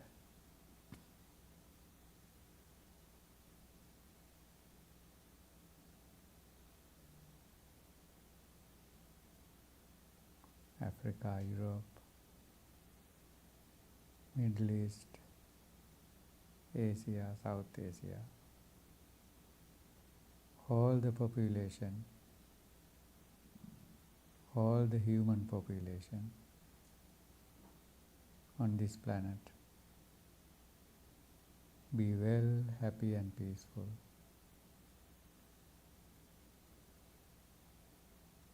Be well, happy and peaceful. May no harm come to them. May no problems come to them. May no difficulties come to them.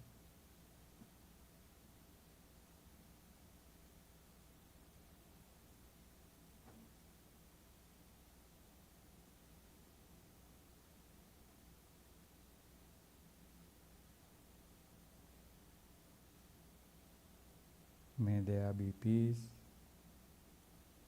within themselves and among each other.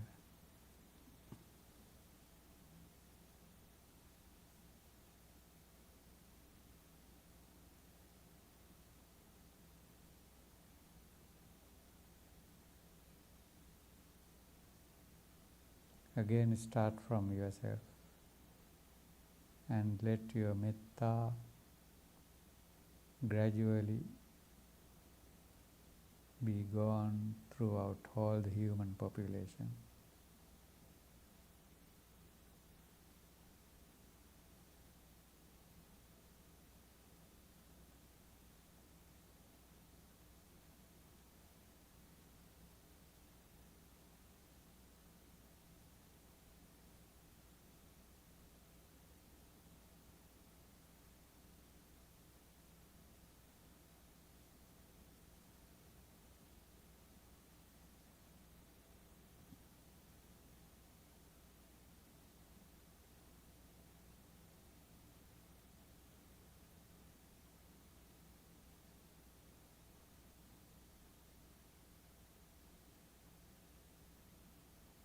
All the animal world, animal kingdom. Expand your metta towards them too, domestic as well as other animals.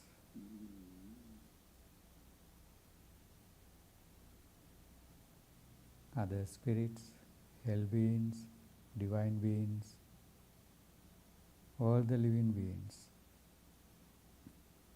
throughout all the universe.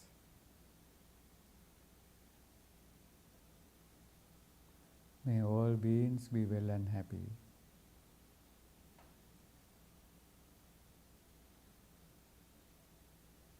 May all living beings be with love, compassion, sympathetic joy, and equanimity.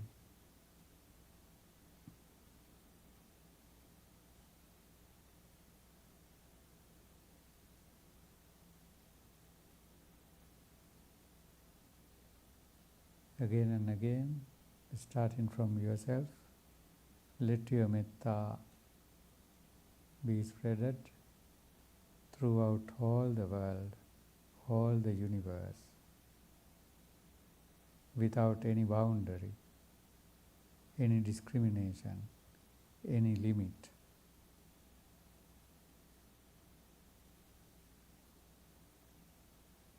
Keep on waves of metta energy be started and gone throughout all the world, all the universe.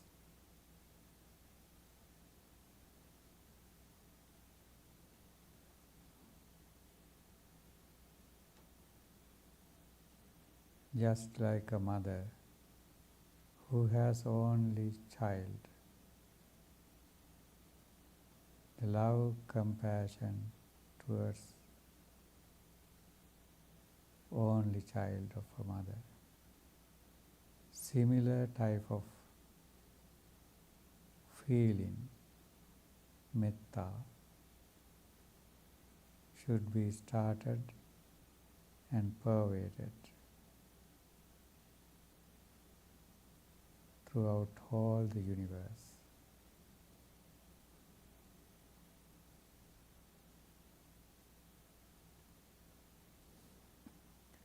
Every living being, near or far, big or small, visible or invisible,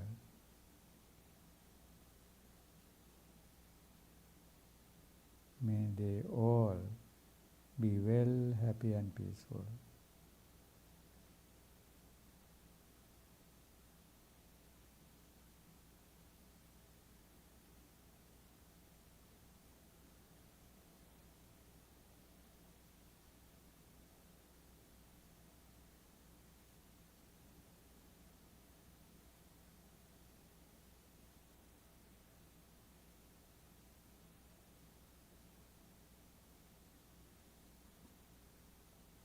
if you know anybody that you think they need spiritual help, think about the person and have strong metta.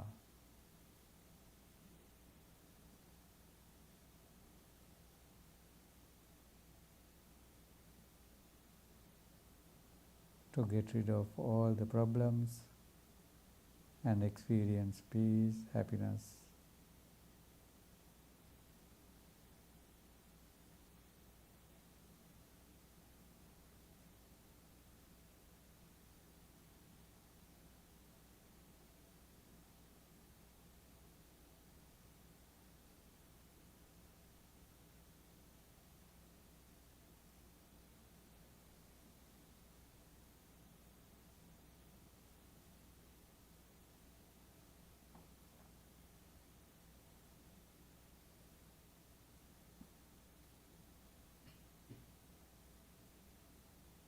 Including yourself,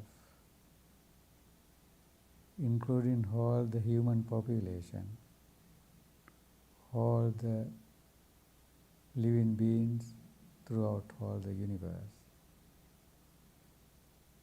Have feelings of metta and determine that metta to keep with you all the time.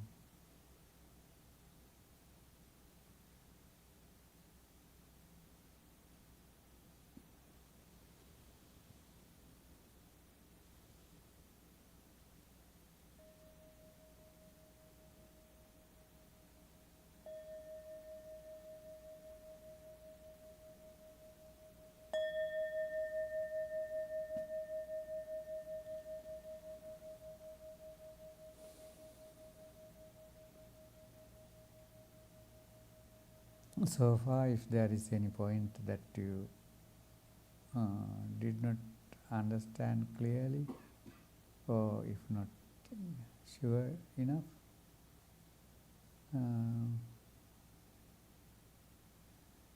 we can answer that. Maybe 5 minutes, about 5 minutes we have. So,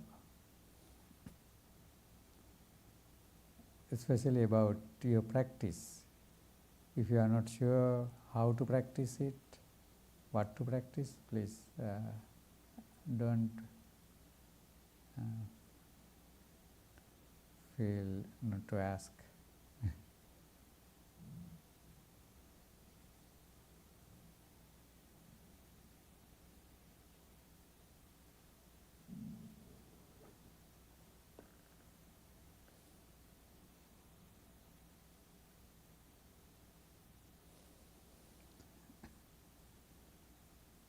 So,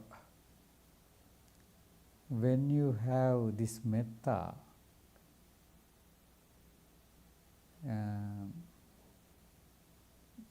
we practice while you are being seated and cross-legged and close eyes.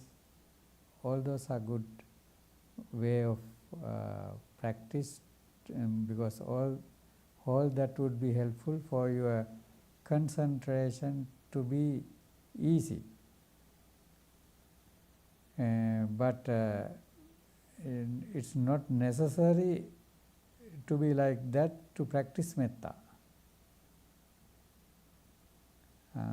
It says, Titthaṃ charaṃ nisinno va sayano va. With all the postures, while you are standing, sitting, walking, lying down, until you get asleep, you can practice this.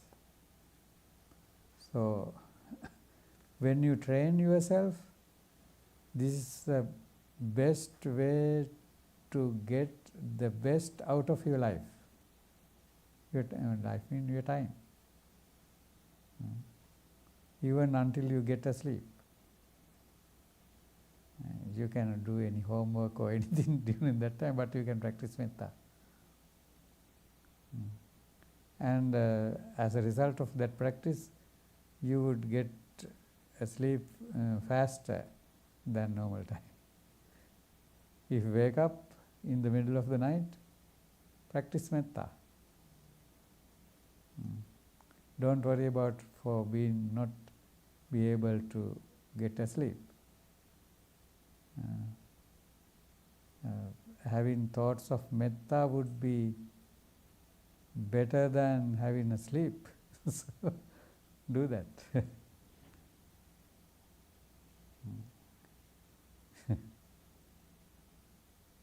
So, and while you are driving, while you are going as a passenger on the bus or even train, have metta. Yeah.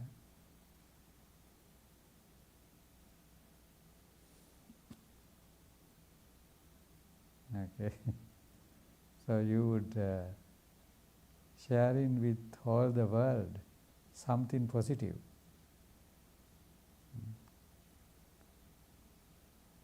This is mainly for yourself, but not only for yourself.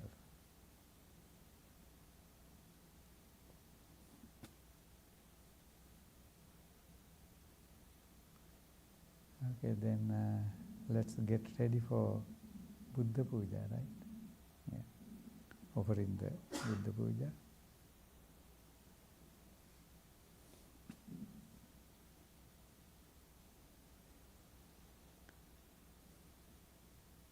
When you are offering the Buddha Puja, we would recite certain stanzas, Pali formula.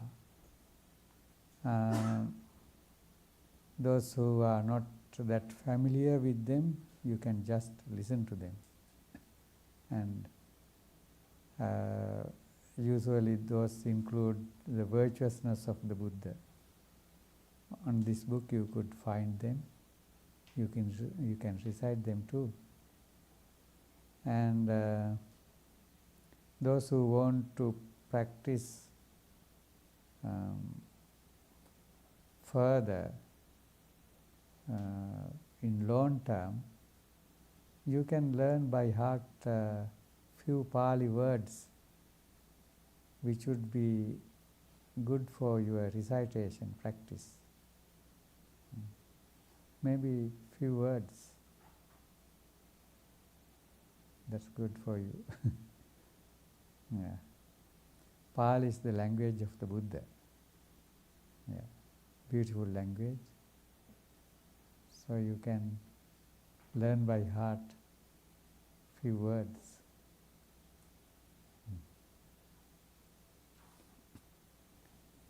Buddha Puja again. So until they bring the Buddha Puja, you can practice one Pali word trying to remember. I mean, sentence. This is, okay, you can recite after me. Namo Tassa Bhagavato Arahato Samma Sambuddhassa. Very good. Namo means it is kind of wish. May my homage be there, something like that. Tassa Bhagavato Arahato Samma Sambuddhassa. Paying homage to the Buddha actually. I pay my homage to the exalted one, the worthy one, the fully enlightened one. That's what it says. So that's something you can practice and try to remember. And I will do it again. Okay. So please everybody stand up and you can touch and keep your palms together and say sadhu with this offering.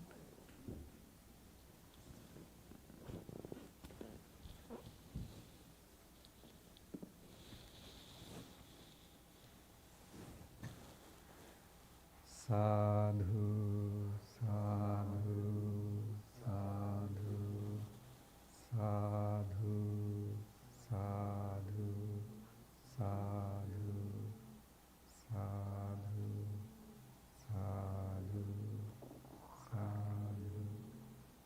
sadhu, sadhu,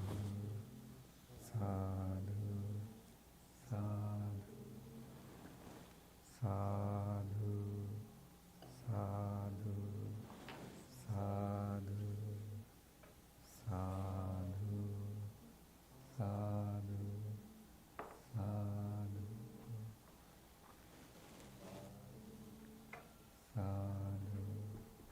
sadhu.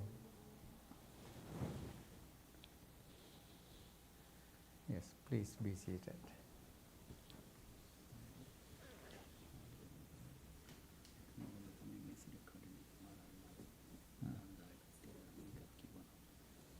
දැන් බුදු වෙන විතරයි.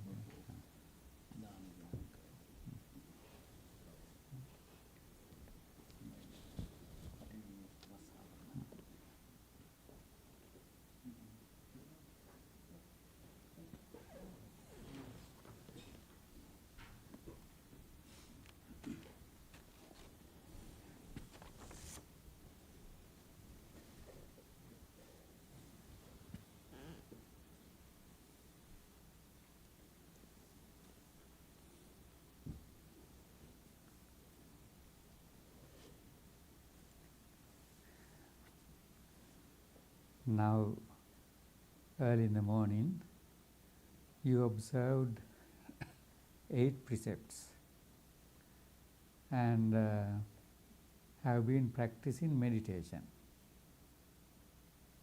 There are 3 kinds of meritorious deeds that everyone can practice and should practice. Those are called Dana, Sila, Bhavana. Generosity, morality and meditation. So you have been practicing Sila, morality and meditation today mainly. There are other few devotees who mainly practice generosity, dana. So generously they are helping with this retreat too, bringing dana items, food and other beverages and other things for the monks as well as you all, I think. Yes. And first portion of that food, it's kept here in front of the Buddha statue. So, what's the use of that? Though we kept there the food items, the Buddha would not consume them, right? But in your mind, you can have living Buddha, and you are giving towards that living Buddha part of the food that you are going to eat. When you practice generosity, we can practice it in mainly 2 different ways. One is out of compassion. Out of compassion, we can be generous towards anybody who needs, human or animal, many ways we can do that. We can practice it. All the time, that's so much helpful for all the world, regardless of any religion. That's among everybody, it's practiced. Generosity towards the needy world.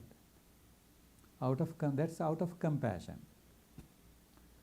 And the second way of practicing generosity is out of devotion. So you are offering this not out of compassion towards the Buddha, but out of devotion. When you offer anything out of devotion, you would get the benefit according to the mental peace, mental concentration, and devotion you generate at the moment of giving. And in this case, you have to think about the great qualities of the Buddha. As much as you are able to think about the great qualities of the Buddha, you would get the benefit out of this dana towards the Buddha. That's up to you to generate such thoughts. So whenever you practice any kind of meritorious deed, especially in generosity, in 3 points you have to have happy mind, happy thoughts, pleasant thoughts. Those are called pubbeva dana sumano dadan chittam pasade dattva attamano hoti. Pubbeva dana sumano. Before you give that donation, before make that charity, then dadan chittam pasade, while you are offering it at the moment of giving, then afterwards dattva attamano hoti. That means maybe tomorrow, maybe even 1 week or 1 year or 10 years, or even at the last moment of this life, you can be happy about the generosity, the donation that you help with anybody or any person or with this Buddha Puja, and all that you generate nothing but the thoughts of generosity, wholesome thoughts, pure thoughts. All those are very important to practice. So today I am reading the names of the devotees who practice this generosity, meritorious deed of generosity. Durga Manava Singha Mahatmiya Saha Indika Bandara Mahatma, Vajira Veerasekara Mahatma Saha Ayanga Mahatmiya, Lasanta Vikramasingha Maya Saha Kamesha Mahatmiya. දවල් දානේ සහ මෙවර කඨින පින්කමේ ප්‍රධාන දායකත්වය. Those are the chief sponsors, not only for this dana today, but Kathina ceremony. You know, this yesterday monks started rainy retreat that will go for these 3 months. At the end of this rainy retreat, there would be very big ceremony. You can participate, one of the greatest events in Buddhist calendar, annual event. So that sponsorship also done by these mentioned devotees. So now we are going to recite gathas to offer the Buddha Puja. Those who are familiar, you can recite together with me. Others, you can just keep your palms together and listen.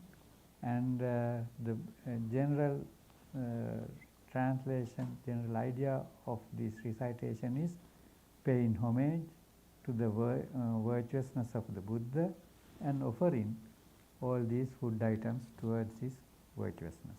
Thinking about that, let's pay homage and offer the Buddha Puja. Sadhu, sadhu, sadhu. Namo tassa bhagavato arahato samma sambuddhassa. Namo tassa bhagavato arahato samma sambuddhassa. Namo tassa bhagavato arahato samma sambuddhassa. Iti piso bhagava arahang samma sambuddho vijjācarana sampanno sugat lokavidu anuttaro purisa dhamma sattha deva manussanang buddho bhaga vandami cetiyang sabbang sabbthāne supatiṭṭhitaṃ sāririka dhātu mahābodhiṃ buddha rūpaṃ sakalaṃ sadā adhivāsetu no bhante pāniyaṃ parikappitaṃ anukampaṃ upādāya patiganhātu muttama adhivāsetu no bhante bhojanaṃ parikappitaṃ anukampaṃ upādāya patiganhātu muttama adhivāsetu no bhante sabbang saddhāya pūjitaṃ anukampaṃ upādāya patiganhātu muttama kāyena vācā cittena pamādena maya accayaṃ kamame bhante bhūri pañña tathāgata kāyena vācā cittena pamādena maya accayaṃ kamame dhamma sanditthika akalika kāyena vācā cittena pamādena maya kataṃ accayaṃ kamame sangha supatipanna anuttara sadhu sadhu sadhu. Now today you have accumulated a great deal of merits by observing 8 precepts, practicing meditation and offering Buddha Puja. Now it's time for us to share all those meritorious thoughts with the departed ones. So think about everyone that you can remember, your ancestors, everyone who were departed, maybe your grandparents or anybody that you know, and anyone related to your even previous lives, those whosoever welcome merits from you, may they all rejoice on the merits that you have done, and may they all attain ultimate bliss, ultimate peace, ultimate happiness of Nibbana. Say sadhu 3 times, sadhu, sadhu, sadhu. May all the deities who protect the world rejoice on the merits. May they also attain ultimate bliss of Nibbana. Sadhu, sadhu, sadhu. Okay, thank you very much. Now it's time for you to have lunch. Thank you. And when you are having your lunch, try your best to keep your mindfulness. Okay? Thank you.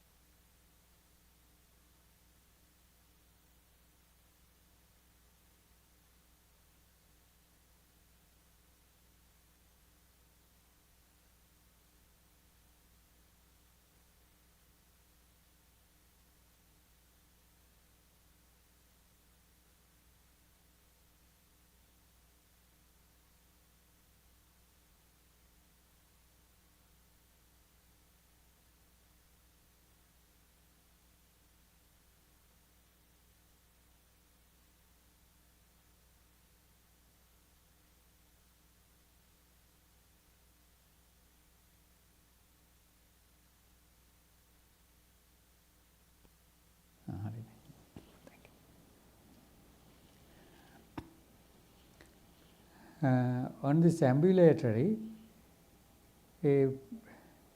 yogis are the ones who practice meditation also, called yogis. They would practice walking meditation. At the edge of the ambulatory, there would be a seat, chair, or like this kind of natural made rock and things, to be seated and practice sit-in meditation, sit-in breathe-in meditation and walk-in meditation. So they would practice sit-in breathe-in meditation, maybe half an hour or 1 hour or more than that.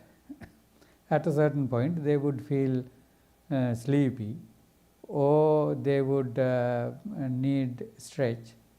Then mindfully they would stand, contemplating all the process. When you are standing, being mindful with all your body and physical feelings, the feelings that when the body is changing, how you feel. With complete attention, you would stand and would be mindful being standing. Now how you feel the ground under your feet, and how you feel the body, whole body. In order to keep while standing your body not to fall, you would have certain kind of things going on, muscles, nerve system and so forth. So mindfully you would observe all that throughout all your body, and maybe also breathing. Maybe only the touch of the ground on your soles, or maybe whole your body. Either way, you could feel. By observing all this feeling, you would keep on standing for a while, maybe 1 minute or more than that. Then, with mindfulness, you would start walking. How you move your right foot forward, what you feel with that motion, your maybe wrist area, and how you adjust your upper body in order to balance yourself, and how your muscles, and how you can feel the more weight on your left foot when your right foot is moving forward, and how you feel the touch of the right foot on the ground and losing the touch of your left one gradually and moving forward. In this way, with each and every single motion, you would be aware. With every single feeling, you would be aware of yourself. Just like when you are breathing, all that process of inhalation and exhalation would be felt and noticed. Similarly, walking also would be completely observed and being mindful watched. And in this way, maybe a little bit slower than normal walk, you would go forward, maybe about 20-30 steps. And then you would be coming back, returning. While you are returning also, before return, how you been standing up, how you feel that, and then how you return, what's going on, what do you feel when you are turning back. And in this way you would walk. So you might keep on practicing it, maybe 5 minutes, maybe half an hour, maybe 1 hour, maybe even more than that, if you need even physical exercise. Then you would again be seated and start practicing breathing. So, alternatively, you would do this walking and breathing practice, maybe throughout all the day. That you might be doing about 18 hours of the day, and evening, morning. That's how you strive for this practice. This walking meditation also very popular even at the time of the Buddha. One monk who led a very comfortable, rich life as a layperson before, also he was a musician, went to the Buddha and he dedicated himself so much to practice and get enlightened soon as possible. And he started walking, and finally he started even bleeding. Then he could never bleeding because of that too much walk barefooted, usually barefooted. When we are barefooted, you would feel that hole at the ground. That's why it is important. So he could not concentrate well. Then he went back to the Buddha and asked, I did so much effort but couldn't achieve anything. Then the Buddha said, as a musician, how do you tune your violin or whatever, the instrument? Yeah. Is it when it's too loose, the strings, do you make the proper sound? No, not at all.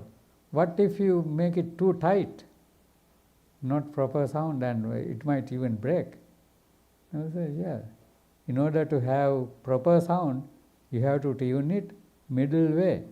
Same practice, keep on practicing, but not extremes. Avoid extremes and follow the middle path, middle way practice. So in that way, he attained enlightenment.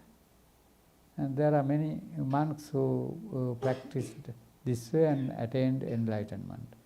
So nowadays also there are, though there are not that many, ambulatories made, here in this country the sidewalk is very good place for practicing walking meditation also. When you are going for shopping, if the shopping mall is not too far, instead of going by the car, you can use the cart and go with practicing your walking meditation. And you can make your meditation practice your work for exercise also when you learn this.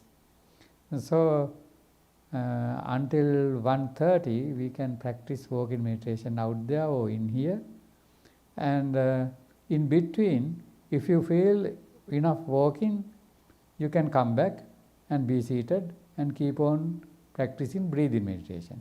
If again you feel you want to go out or here to practice walking, feel free to do so. So until 1:30, back and forth in that way, you can practice it. Anyone who does not know how to practice walking meditation other than these informations and need any demonstration? I just have a quick question. Okay. Is it better to walk on soil rather than paved road, or it doesn't matter? Usually, traditionally, walking ambulatories were filled with gravel or sand, because like when you are walking in the beach, you would feel completely all the soil. That feeling would be greater on natural soil also. Yeah. And also, I think now the scientists have discovered barefooted walking on the nature like that is very healthy exercise to do. So, yeah. Anyways, we are going to go back several centuries to be with closer to the nature. Yeah, that's better. So yeah, please with mindfulness do so. If someone who can demonstrate how to practice, පුළුවන් නේද? Yes, stand up and show how you practice. And you keep your eyes open while walking, okay? That's the important thing.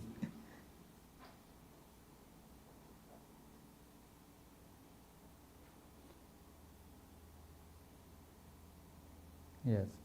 Now you can see he should be aware and mindful how when the soul is touching the ground and moving the foot forward and turning whole the body and maybe just the touch of the ground.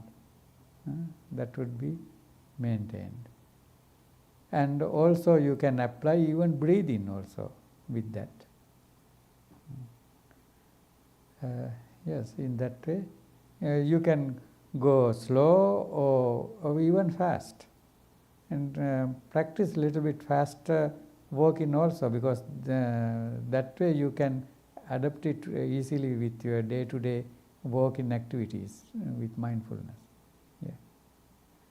Yes, you can stand up and start. Be back here 1:30.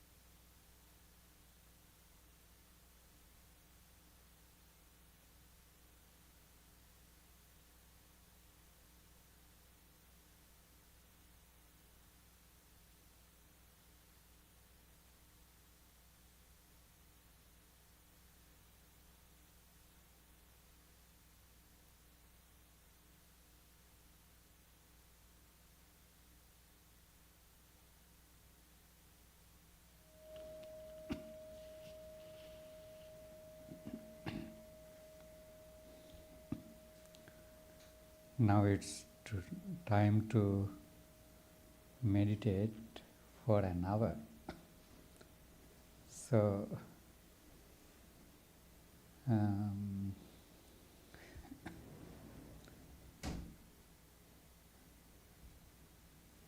in the morning I was talking about certain qualities that we have to develop in our mind in order to be able to maintain this meditative consciousness, stronger, deeper and steady. Saddha, faith, confidence or devotion. Virya, energy. Sati, mindfulness. Samadhi, concentration or one-pointedness of the mind. And Panya, wisdom. I want to talk a little bit about more Samadhi and Panya. Samadhi, even in the Noble Eightfold Path, Samadhi is explained. One-pointedness of the mind, concentrated mind. Kusala chittassa ekaggata samadhi, one-pointedness of a wholesome thought is called samadhi, samma samadhi. Samma means right concentration.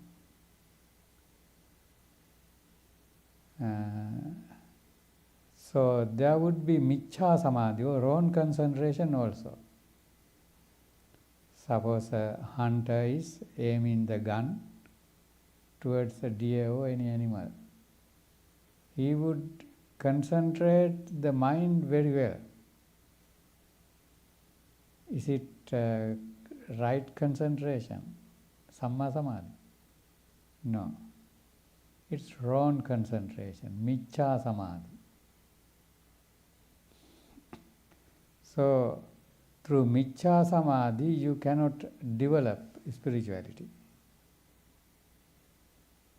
So, right concentration is very important. When your mind gets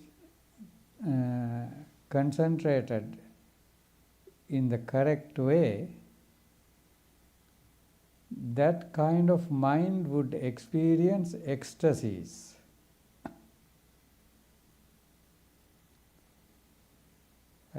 Ecstasies means, for an example, the first ecstasy or jhana that one would be able to experience is called Pathama jhana, the first ecstasy. There are certain very special qualities with this ecstasy. So the Pathama jhana first is the first step out of mundane type of 4 stages of one-pointedness of the mind. So it has 5 qualities. Those qualities are vitakka, vichara, piti, sukha, ekaggata. I use these Pali original terms of the Buddha so that I don't have to prove that it's not my idea, it's Buddha's own idea. And also it's very easy for me to remember because we have by-hearted them as novice monks. So vitakka means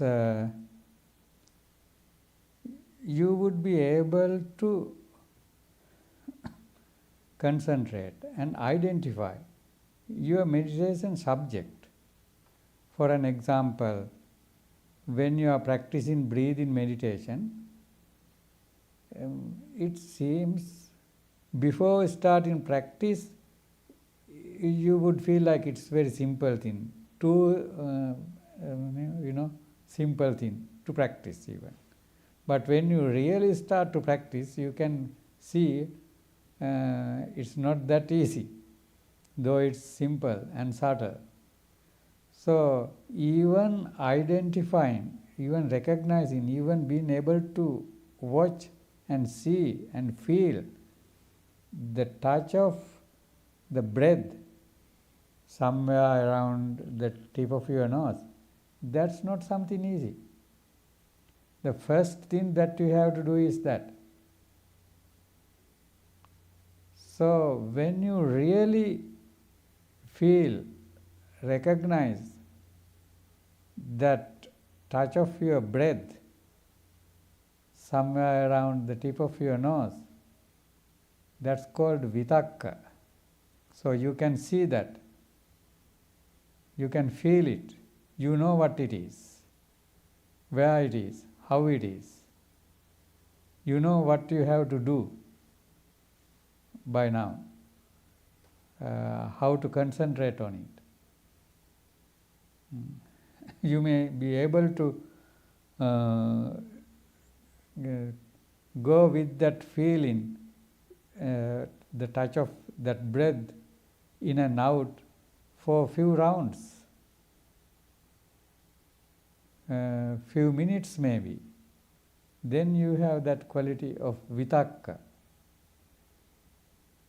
That's one of the qualities of the first ecstasy, jhana, vitakka. Then vichara. Vichara means not just being able to see that, identify it, clearly watch it. You would be able to maintain that process of feeling, paying attention, mindfulness, in and out breath, longer time. Maybe 5, 10 minutes or half an hour or even 1 hour, like that.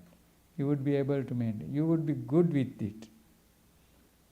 After being seated, within couple of minutes time, you would be able to concentrate your mind well on that. That's not easy. As a result of habitual practice, you would gain this, you would experience this. Habitual practice is very important. Habitual daily practice of half an hour would be much more important than going for 10 days retreat. That habitual practice is very important. So through that you would be able to gain your concentration on the breath for a while. I am getting this breathing meditation for an example to explain this. Vitakka vichara. That's called vichara. I make a simile to this. Suppose a child try to learn how to ride a bicycle. The first step would be like vitakka. Now he or she would sit on the seat and be able to keep the feet on the paddle and balance a little bit and go without other support few yards maybe, but maybe falling down again and again, but still can keep on moving. That's the level of vitakka, the first level. Then vichara, then the child would be able to go like around 1 block or so, vichara. Now concentration level would be better and stronger, and so that that type of person would, just like the child, now he can ride by himself and improve himself without others that much of support. So now you can maintain your concentration 10-15 minutes without that much of problems.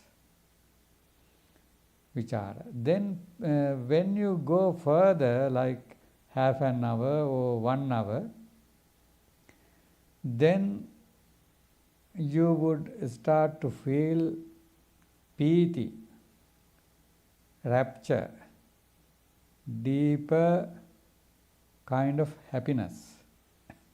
Just like the child now be able to go without, grabbing the handle that much, without kind of losing one hand instead of making it tight, and looking around and enjoying the wind and paying attention to the around trees and birds. That way, this practitioner also would be able to experience kind of deeper inner happiness, rapture. This is really deep. This has nothing to do with your senses. This sensual type of happiness depends on our sharpness of the senses, or what the object of the sense. For an example, if you are in good health, you would be able to enjoy tastes like chocolate or ice cream or something. That depends on the level of your tongue, right? You can taste it. But if you are sick, you wouldn't taste it. And also that depends on what kind of thing you are tasting. Same thing with other senses. If your senses are dull, then no matter how great other outward things are, you cannot enjoy, you cannot experience. But this rapture has nothing to do with the senses. So it's deeper. No matter how your health condition, age level, anything, you would experience it. So that's called piti. Then passaddhi. Passaddhi means relaxation. So your body also would be so relaxed. When your mind is well relaxed and at this deep, happy level. Passaddhi. So vitakka, vichara, piti. Actually, it's sukha. Sukha, comfort. Physical comfort. And so, regardless of your body condition, you would feel that comfort. You may be sick, but still overcoming that difficulties of the sickness, you would feel even in your body kind of nice feeling. Sukha, comfort. Then ekaggata, one-pointedness of the mind. So, generally our minds are multi-pointed, many-pointed, as a result of experiencing through our senses. When you are looking, you make a thought consciousness called Chakku viññāna, eye consciousness. Same way, ear consciousness, tongue consciousness. So in this way, we make many thoughts, not only at the moment, but even previous thoughts would be recollected, reminded. Future plans also. More than any other senses, even mind made consciousness called mind consciousness. That's very strong. So you would dream, maybe daydreaming, maybe having funny thoughts, maybe planning so many things. You would be having many unnecessary thoughts which have nothing, any control even with you. So that kind of mind, many-pointed, multi-pointed mind would be one-pointed, ekaggata. Eka means one, agga means point, ekaggata, one-pointedness of the mind. So the opposite word for one-pointed in Pali is called vyaggata, multi-pointedness. So this vyagga mind or multi-pointed, many-pointed mind becomes one-pointed. Even when this many-pointed mind becomes few-pointed, even at that level, you would feel so happy, so relaxed, so strong. That's how important it is. So when you attain this first jhana, you would be with all these 5 qualities. You can really see the meditation subject, experience it. You can maintain your mind concentrating on it. And you would feel deeper happiness, what you can never gain through any sensual type of experiences. And also physical comfort, and also one-pointedness of the mind. So these 5 qualities would be experienced when your mind is getting concentrated on these subjects. So that's called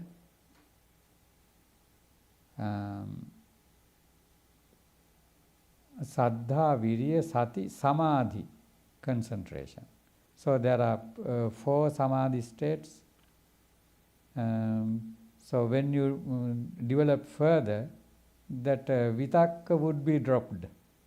So you don't have to struggle with this, the child, now he or she is now like teenager, jump just directly onto the seat and go.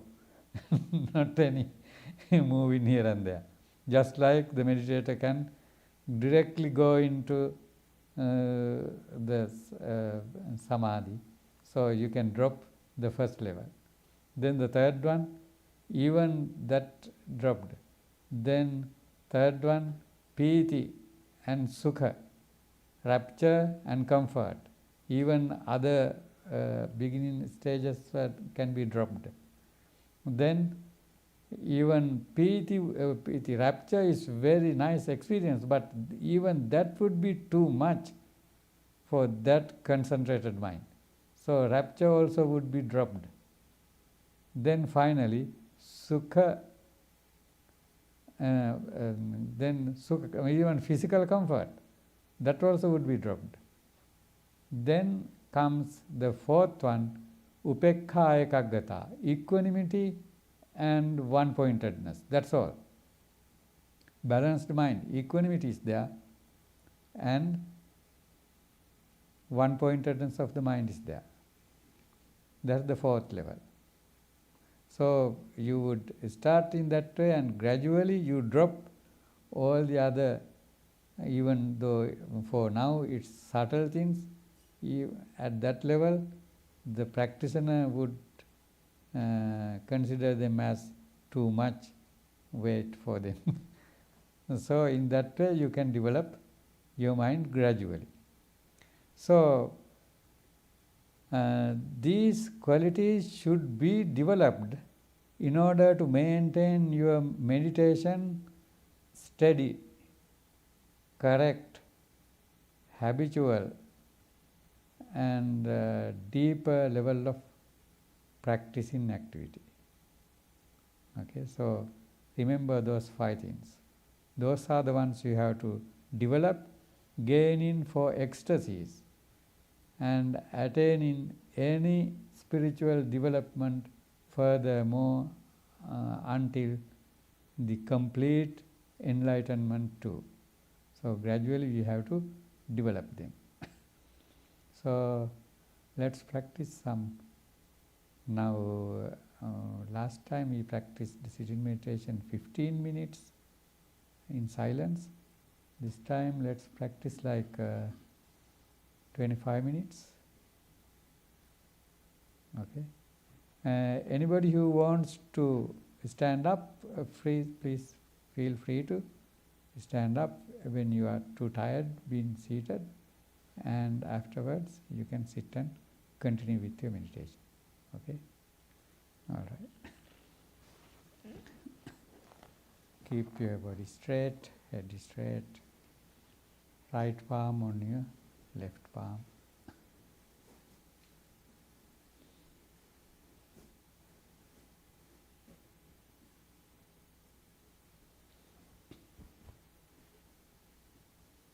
Gently 2 thumbs touching together.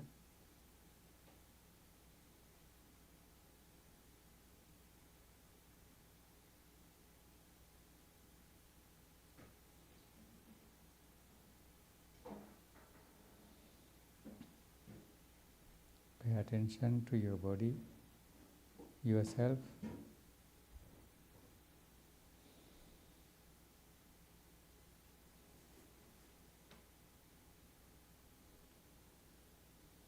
How this body being seated here on this cushion or floor, how this body cross-legged, palms, and how your back straight, head straight. Hold this body.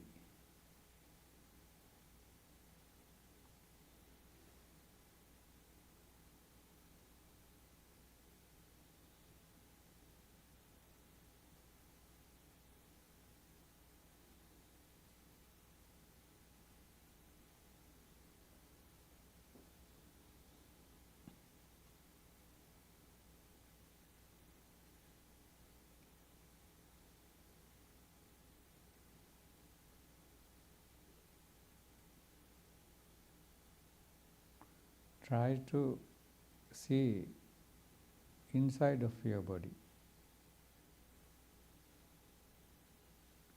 how the skeleton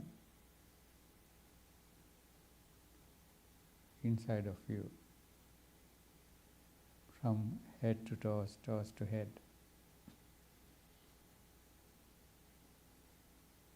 at the joints, how bending or stretching.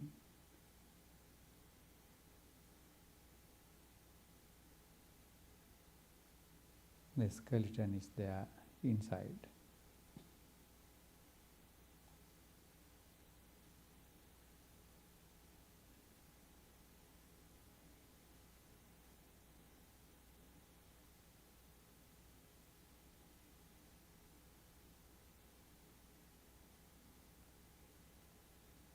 How the other organs, brain, heart, livers, all the organs, muscles,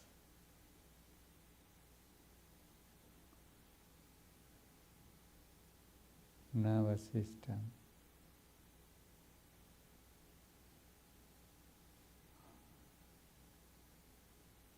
how the nerves and blood circulation system,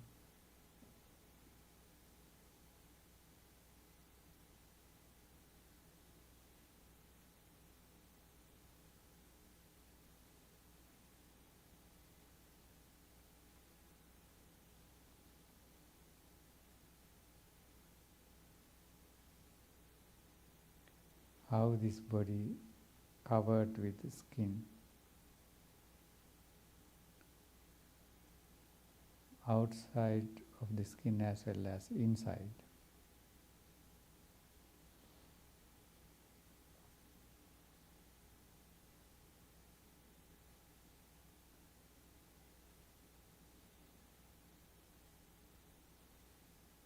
Hair on the head, body hair, all this body in and out, scan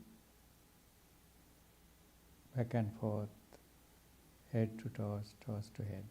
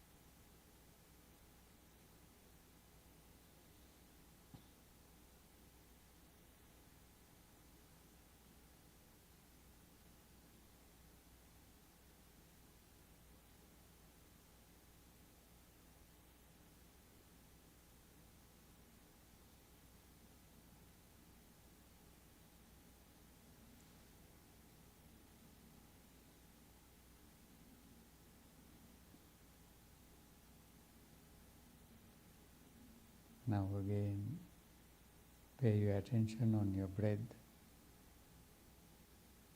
and in silence, let's practice meditation on breath about 25 minutes.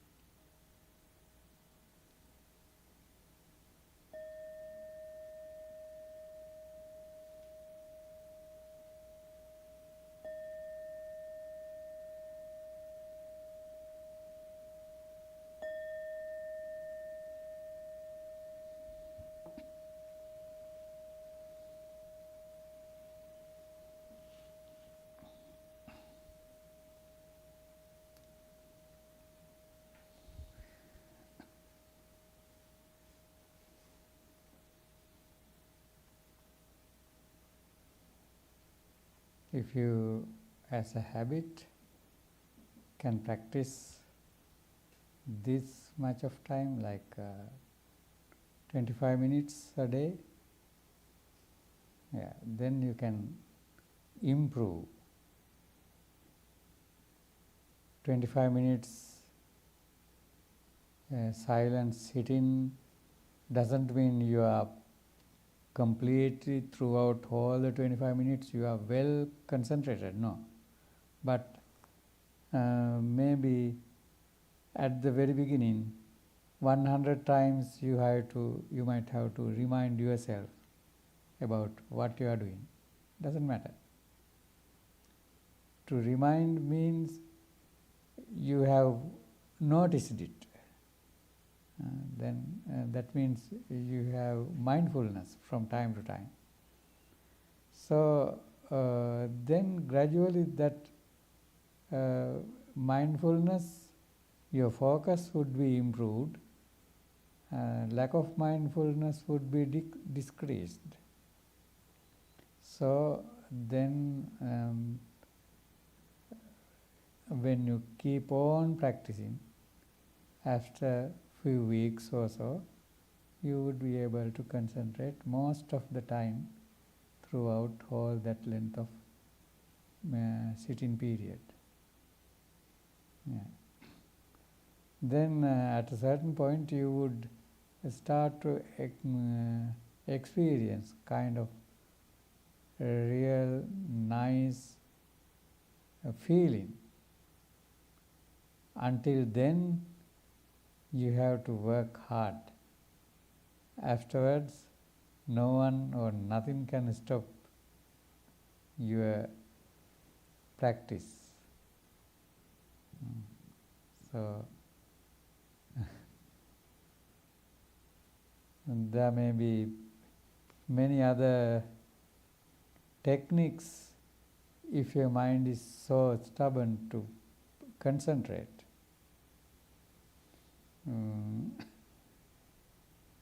Some people would start counting breaths. Inhale, exhale 1, inhale, exhale 2, like that, up to 9. Not more than 9, because otherwise you would keep on counting, but mind would be somewhere else. So you have to come back again from 1 to 8, 1 to 7, 1 to 6, like that. When about 1 to 5 or maybe 1, then another round from 1 to 9, like that. In between also you might not sure if it's 6 or 7. If so, start it over. And like that, three rounds without any mistake. If you can keep on practicing, counting 3 rounds like that, then you can try again without counting, direct attention on the breath. That's one way some people try to concentrate the mind. And another thing is close your eyes, and when you, after closing your eyes in a place like this with light, you could see some kind of reddish spot, right? So just focus the center of that spot. That also would help to concentrate your mind before being able to concentrate directly on your breath. Once Venerable Rahul, you know Venerable Rahul? Venerable Rahul at the time of the Buddha's own biological son, who got ordained when he was only 7 years old.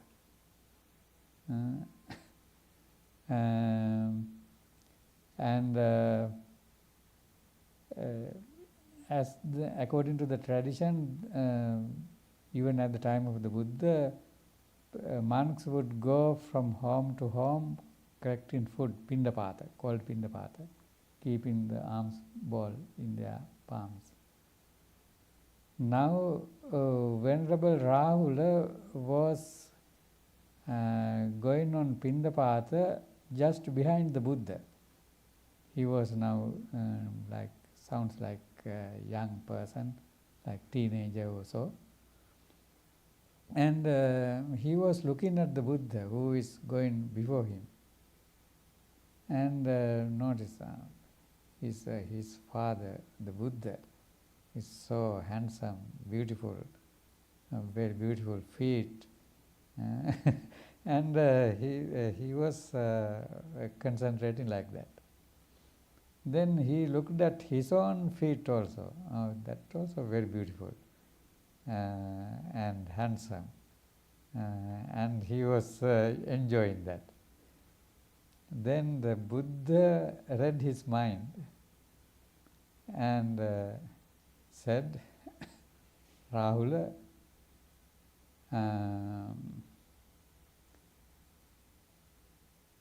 look at this body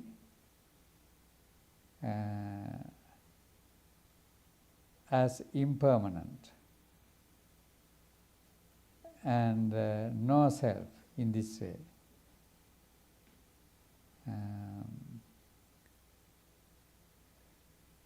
Kaya means the body.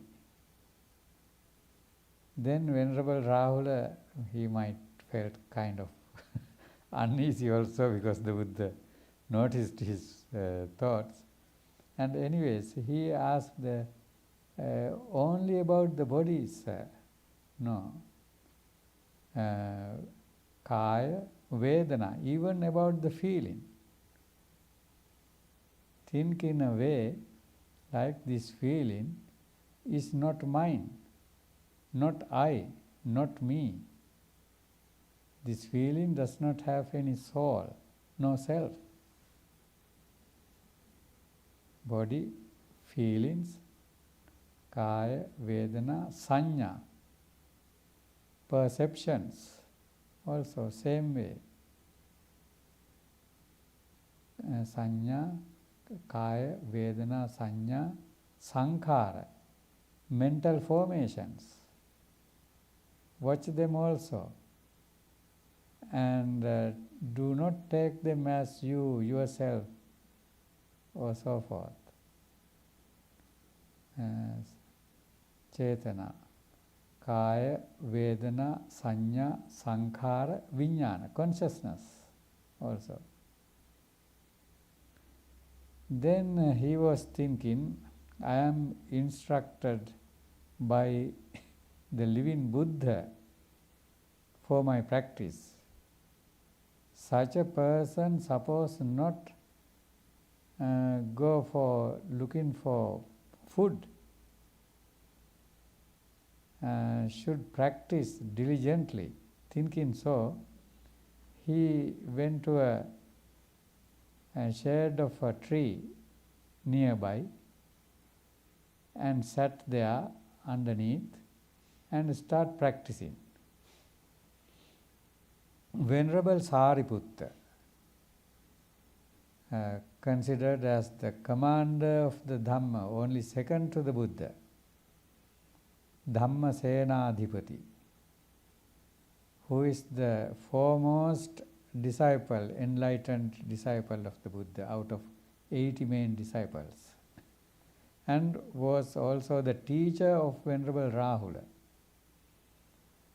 He was the one who used to go as the last person for Pindapata, because it was a monastery, big monastery, Jetavana, where there were many monks, like 500 monks. There may be some monks who were sick, maybe some things not kept right way, put in here and there like cleaning items or so.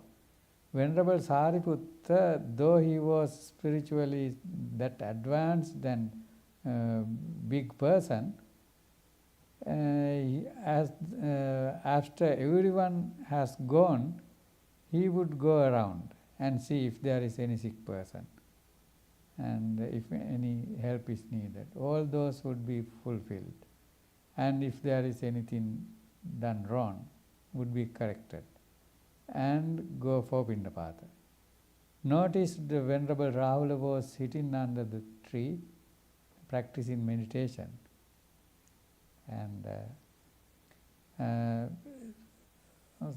looked like he was well concentrated. Then Venerable Sariputta instructed, Anapana sating Rahula bhavanang bhavehi. Rahula, practice mindfulness on breathing in the way that would bring everlasting peace and deep concentration. Now, Venerable Rahula was instructed by the Buddha differently and Venerable Sariputta's other way. So somehow after this meditation session, after the lunch, Venerable Rahula went to the Buddha and asked for instructions to practice meditation on breathing so that it would lead towards complete liberation. Then the Buddha instructed him first to practice called Metta, Karuna, Mudita, Upekka, Satara Brahma Viharana.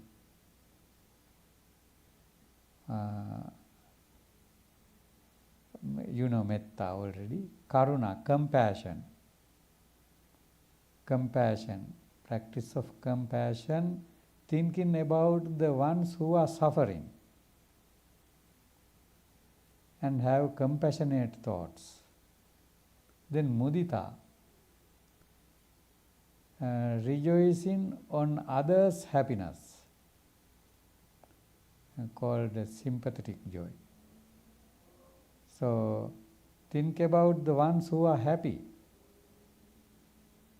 and rejoice on that happiness.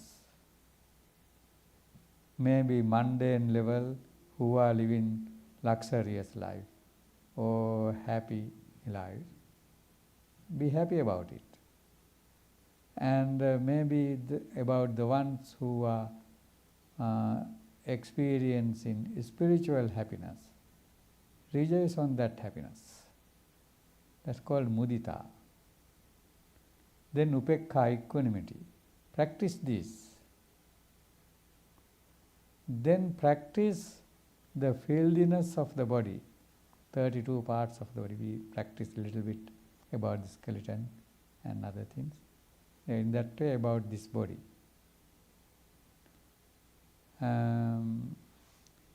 Then practice meditation on elements.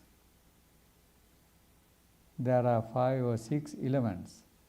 Solidity, Pathavi Dhatu, Apo Dhatu, liquid, Tejo, temperature, Vayo, air, Akasa Dhatu, either. These practice meditation on them so that you can see both the inner, this body, and out there other bodies and other things. All the world, all the universe is made out of the same kind of ingredients. So you would be,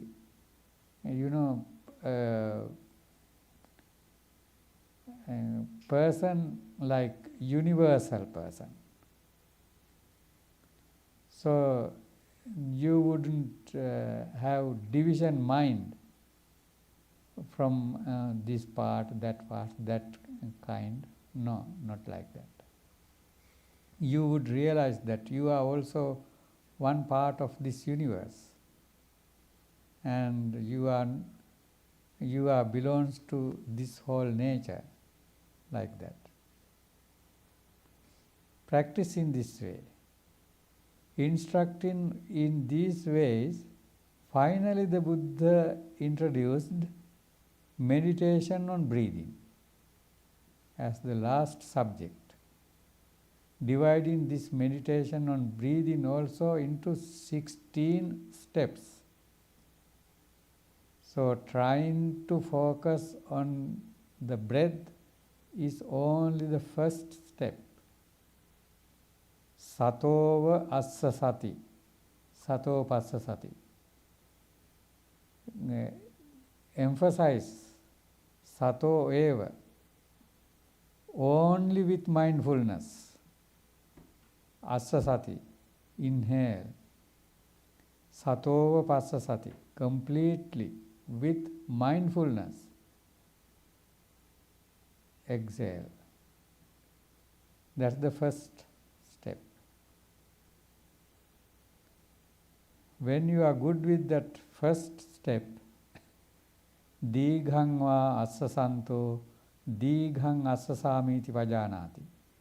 You would be able to aware when your breath body is long or short. That would be noticed. You can do so. Then sabbakaya patisangvedi assa sissami, experiencing whole the length of body. Because at the beginning, when you start to inhale, your mind would be concentrated on inhalation, and before completing that inhalation, it would go somewhere else and go back at the point of completing the exhalation. So mind is so fast. But when you are keeping on practicing, all that length of the breath would be completely done with mindfulness. In that way, there are 16 steps. When you practice all that 16 steps, when you are able to practice, then that means you are enlightened. So in that way, the Buddha instructed to Venerable Rahula. Another message out of that, this you can refer this sutta. It's called Maha Rahulovada Sutta, the great discourse of advising Venerable Rahula. Maha means great discourse because there are few other Rahulovada Suttas, instructions to Venerable Rahula.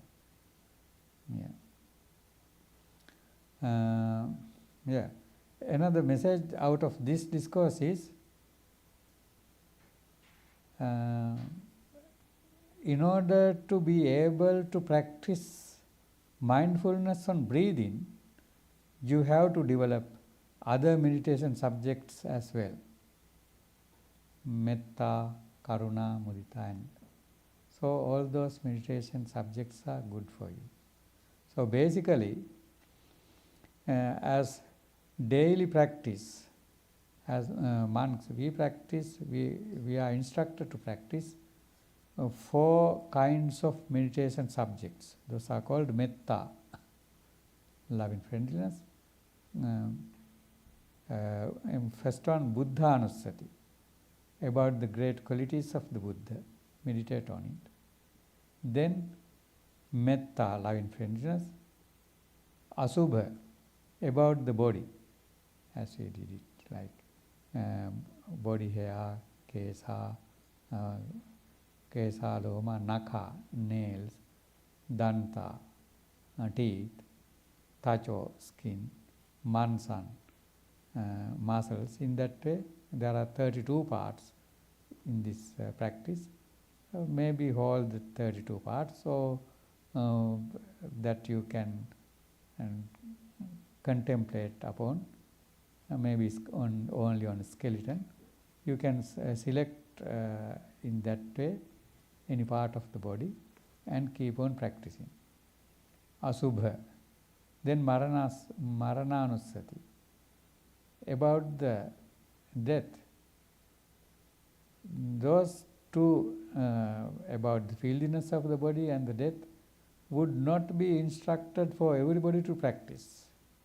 Because some people would, get confused. Especially for the children also. Maybe once in a while, but not a habitual daily practice. It would be good for matured people, even not only with age, but spiritually. For them, that would be okay. Otherwise, good to practice maybe Buddhanusati, about the qualities of the Buddha, metta, compassion, and sympathetic joy, equanimity, and breathing. Those are good subjects of practicing. Now it's time for the Dhamma discussion. Now you can break your silence on any Dhamma topics. If you have anything to discuss.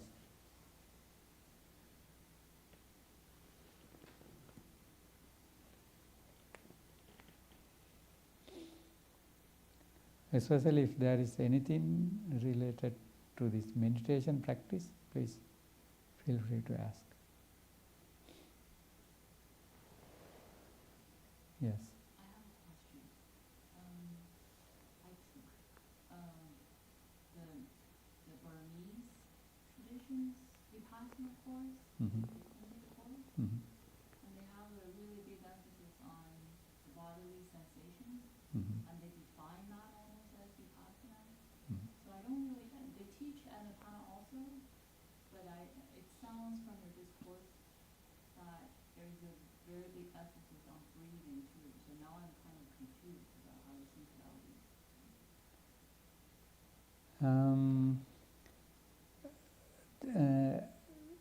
Actually, this subject of meditation, bhavana, is very big one.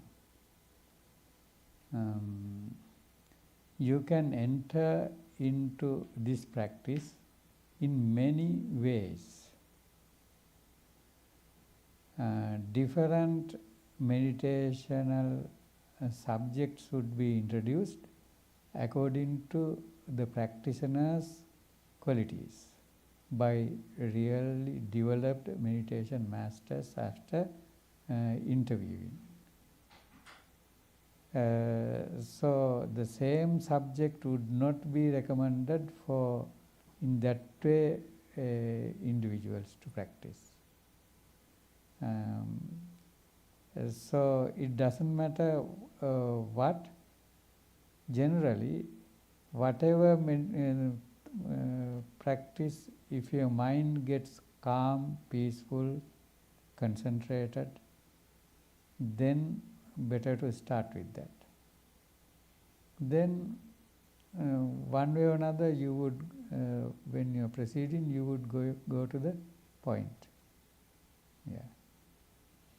And so best thing is to see by yourself what would make you yourself more peaceful, calm, concentrated, and happy. That's the thing that you should improve. Yeah.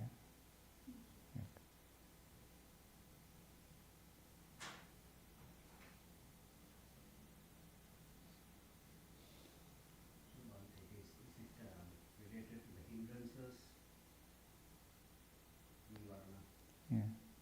Based on that, like if you are a person who get attracted, that means you can focus on the meditation techniques to, as you said, Maranasati. Yeah. Marananusati is important because otherwise you would take this life for granted. And though you know logically when you think for a while, but we feel like we are forever here. To remind yourself not you are not forever. Birthday as well as expiration days also would be there, though we cannot see. And before that day, we have to inspire ourselves. So, to make yourself vigilant with that practice of mind, marananusati, death, is important. That practicing doesn't mean hours you don't have to keep on contemplating, but remind yourself, I am not here forever. I will have to leave everything behind one day. And everything will leave me behind too. So, this is very important, precious, wonderful, little period of time. Get the best out of it. So in that way, that would be really helpful. Yeah. And contemplation on the body, yes, that also helpful for not, to reduce craving, kama chanda, to reduce that. If it's, everybody in this world is like that, but if it's going over the, control, then that would be a hindrance for your spiritual progress. Then metta would be helpful to work with patigha,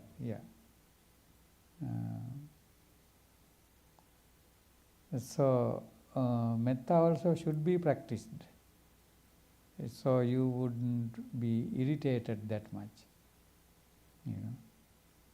There's a cartoon I have seen, a meditator out there under a tree try to meditate, and I think fly is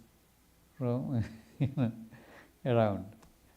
So was completely irritated, and instead of practicing meditation, he was taking some stick and running after it. So this practice of metta is very important. Otherwise, what happens is, whenever your mind is about to concentrate, even the unnecessary previous past memories would come to irritate you.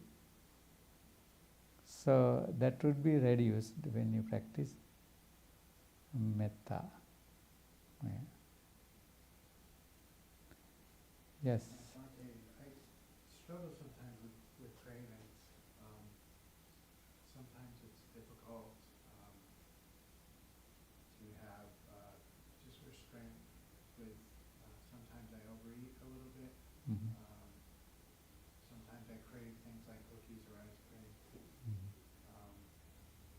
And I find it helpful sometimes to remind myself that sort of giving in to craving leads to more craving. Mm. To give myself a decision as to whether I want that craving to lean more into more craving or Right. less. But can you talk a little bit about just contemplation of the different parts of the body and what is that actual practice? Is it in sitting meditation? You focus on a part of the body, your skin or your teeth, or what does that look like? Yeah.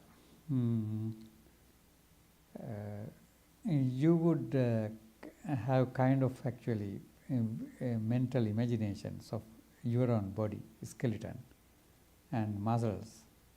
It says Vanna Santana Gandha, like the color, suppose if color of the skeleton also, maybe, then Santana, the shape of his skull and other parts of Santana, Gandha, and also smell. I don't know if skeleton has any smell, but skeleton related other things, bone marrow and other things, that in that way the concentrate, actually this body is completely so filthy, full of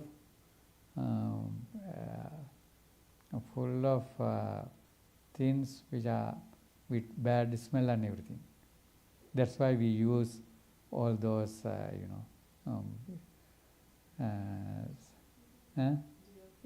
yes, and also wash several times a day and bath, because naturally that's how it is. So contemplate on that way, so that defilements would be reduced and you would feel so peaceful. Yeah.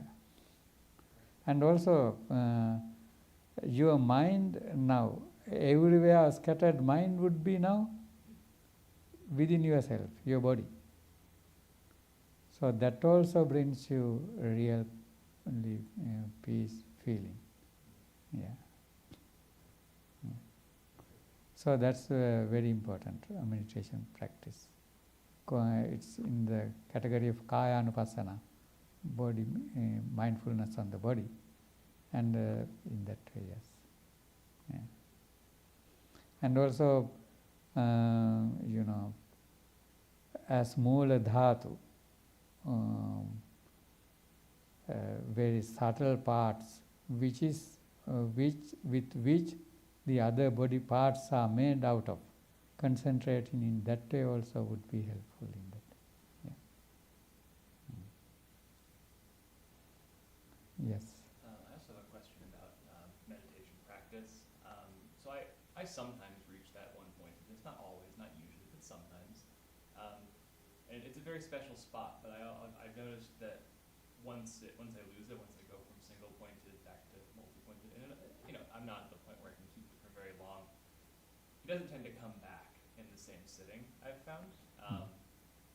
Do you find that when you lose that single pointedness, that's kind of a cue that you've kind of done what you can with the sitting, or are there techniques to kind of get back to it?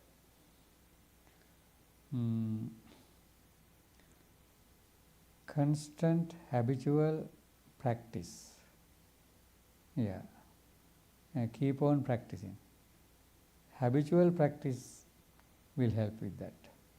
Yes, that's very natural to lose that one-pointedness. It would be lost. Start over. Yeah. And never have any imagination of what your previous good experience and try to focus on that. No. That would postpone your progress. So just be at the moment, and that's all. Yeah. All those developments and de-development, that would happen throughout all your practice. That's very natural. So think if it's disturbing you that much, put it into the insight of impermanence. Yes, I gained that, it's impermanent, lost it again. Yeah. One question regarding like walking and sitting meditation. So what I felt was like when I do the walking meditation, it's maybe easy to concentrate for like a long time. So it's like Buddha recommended anything specific if somebody is more, if it is easy for someone to like do the walking meditation, is that fine to like continue doing that instead of trying to tame the mind just sitting in one place? Is anything specific regarding that? Yeah, Actually, there are many stories, even by practicing walking meditation, who got enlightened. So, if it works for you, keep on doing that longer time. Yeah, and maybe sitting meditation too, but main thing would be walking meditation. Yeah, that's a good thing. So is it fine to do like things like anapanasati in that way, or so generally recommend to do it in a sitting setting? Actually, for anapanasati, generally instructed with all the suttas to practice it being seated. But as a part of your walking meditation practice also, you can apply it when you are completely being aware of your whole the body movements and feelings, that breath also can be included. But when you are developing in anapanasati, your breath feeling would be subtler and subtler and subtler. Then at a certain point you would feel like to be seated and practice it. Yeah, because you cannot go further with those subtler feelings while you are standing or walking. And like you said, generally it's recommended to do like 25 minutes or so, maybe try to concentrate on anapanasati. So if I can only spend like 25 days, like 25 minutes per day, should I just do the anapanasati during that whole 25 minutes, or should I start with like something like maybe metta and then go to anapanasati? What's the best recommendation? Yeah, I would recommend like to go within few minutes or few seconds, Buddhanusati metta, thinking about all the body within few minutes, and dedicate most of the time for the anapanasati. When you used to it, within few seconds time, you can start and spread that loving friendliness throughout all the universe, including yourself, and be there for few seconds and change it and go to anapanasati if you are good with that. Yeah. Otherwise you can stay more with loving friendliness metta or buddhanusati, about the Buddha, then and take your time and practice several minutes or few minutes breathing. Then you can gradually keep more minutes with breathing. If you are good already with breathing practice, yeah, dedicate more time on that.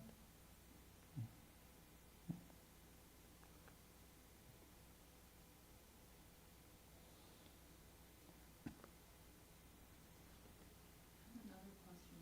Okay. Since I started practicing meditation, I've kind of lost interest in many things I used to do with my friends. And as things like going to restaurants, going to theater, and as a result, I just don't spend that much time with other people. And I worry about being too isolated in some way. So how, do you have any advice on that? Yeah, that's very natural. When you get more and more interested about this inner peace, what generally you use to seek for peace and happiness from outer things would be less important.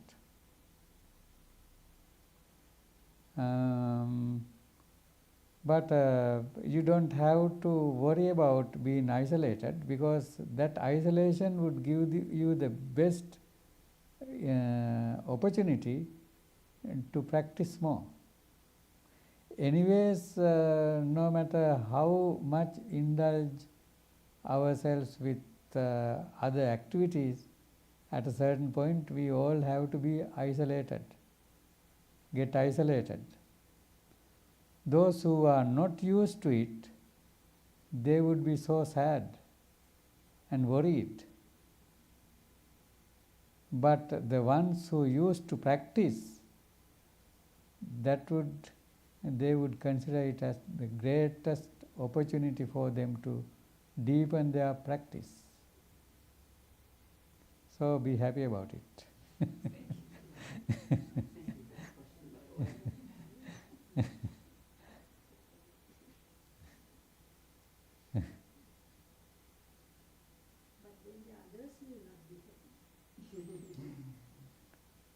Others would not be happy since they do not know what the real happiness is. Yeah. So, indirectly you would be a good example for them to what real happiness is, to understand. Yeah. And also, practitioners should be happier persons than non-practitioners.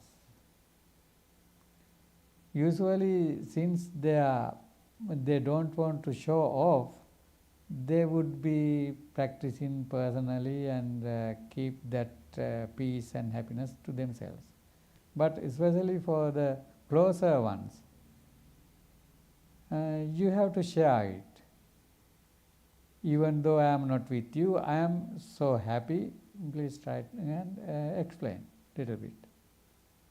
So they would understand you, and because from their point of view, they might think you are not happy, you are sad, you are isolated, and the like.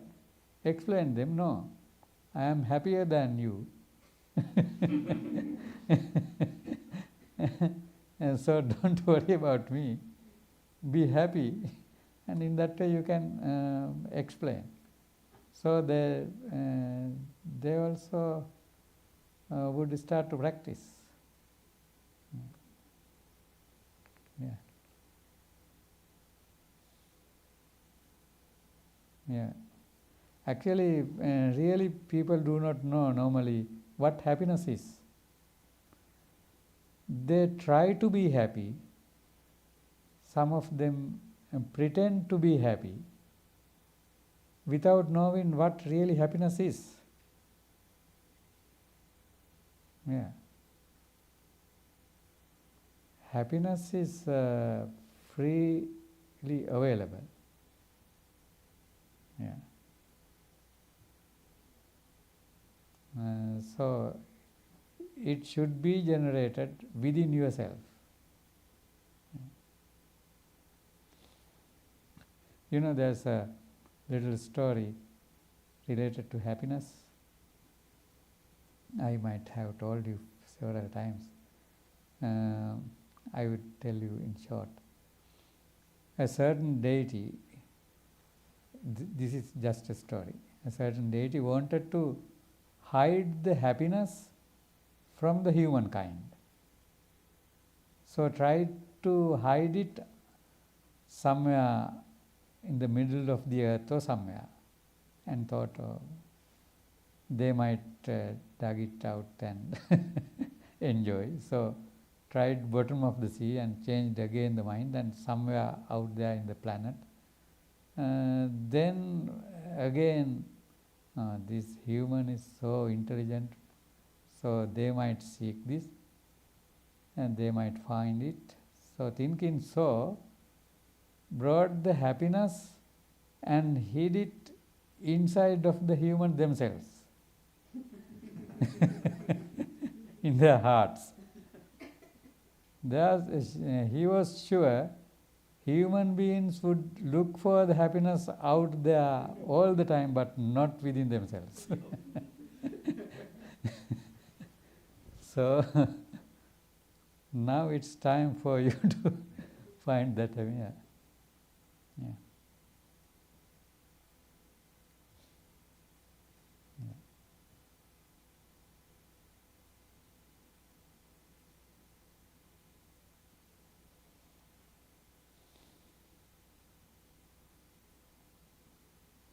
Just another question. Yeah. Sometimes I don't know how to deepen the practice. We don't always have retreats like this, and we're not monks and nuns. So where do we find teachings? Do we just sit at home and practice? Do we try to read sutras? How important it is to read and study the books versus practicing? And how important is it to find teachers? If you get an opportunity to go to retreats, take that and go and practice. And even online, the certain sutras are available, many sutras. You can recite, you can read, you can listen to good chantings also, which makes you feel more concentrated. All those would be important and good. But the most important thing is personal practice. No matter how your knowledge is, if you are not practicing, that's not useful. So even something simple that you know, put into practice. So like keep in mindfulness or something. That actually more than seeking knowledge, important thing is keep on practicing. Keep on practicing. Yeah, once in a while go to a retreat like this would give something extra. This group energy would be here, and of course it's designated place for this kind of activities. All that would be helpful, but daily habitual practice is very important. Yeah. Then that would deepen your practice. Yeah.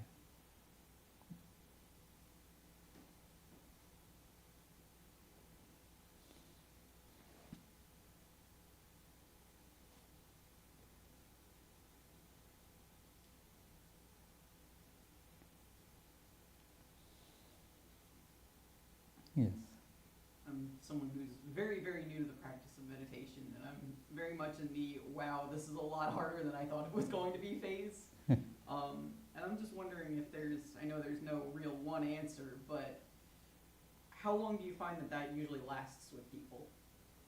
When does it start to get a little easier? How long? Yeah. Last part, how long does it? How long does it tend to last before it's a real, wow, this is harder than I thought phase, before kind of you start to feel like, okay, this is getting easier? That depends on the different persons. Without expecting any, any big result, as a habit, just keep on practicing a little bit. Relax yourself and practice. Practice, just don't feel like I am very intelligent person. No, feel like, start like I know nothing. I am so simple and I know nothing. The Buddha knows everything. He said so just because of I am doing this. Just like a child. Relax yourself, free your mind, and keep on practicing. For an example, now when you start to practice breathing meditation, okay, just this in and out breath, that's all. Maybe next one would be somewhere else, but this breath, only this breath, only this breath, this one too, that's all. Thank you. Yeah. Relax and don't expect big things, no. Not even concentration, nothing. Just keep on practicing. That's That all. helps, thank you. Yeah, yeah. When I do walking meditation or loving kindness, I think I can do a little bit better, but I'm a very beginner for the breathing meditation. So my biggest problem is when I pay attention to the breath, because we don't pay attention to our breath at all in day-to-day things, right? But when we sit down for breathing meditation, we pay attention to the breath. Then the inhale and exhale, like it's for me it's very hard when I do the in breath. Before I finish the in breath, the outer breath comes in. Like it's like I don't know. I think like I'm forcing, not watching like that always Bhante that you teach us to watch like outside of your breath, but I can't do that when I pay attention to my breath. Like I feel like I'm taking my in breath, before I finish it, I'm trying to take the outer breath. So will that be okay when I do more practice, or like? Yeah, keep on practicing. Sometimes you might not sure if you are forcing the breath or not when you try to focus. Maybe when you try to focus on your breath, you might make little extra force and control also, maybe not. It doesn't matter, just watch as it is. Keep on watching. It doesn't matter how you feel it, ingoing or outgoing, just keep on watching. Since you are good with other walking and metta meditation, do them more and more, make them for now your major meditation subject, but a few minutes keep on with this one too. So at a certain level you would gradually start to feel more comfortable with it too. Yes. And other important thing is, even focusing on one single breath correctly, also not at all in vain. That all would be your part of your practice. At a certain point, even that focus of single breath would be helpful to improve with this practice. So never underestimate any little practice. Yeah. If that's what you can do now, do up to that level. Keep on doing up to that level, that's all. Yeah. It should improve by itself. Wisdom would come by its own. You cannot force it. What you do, what you can do, that's all. Yeah. Just focus your mind on.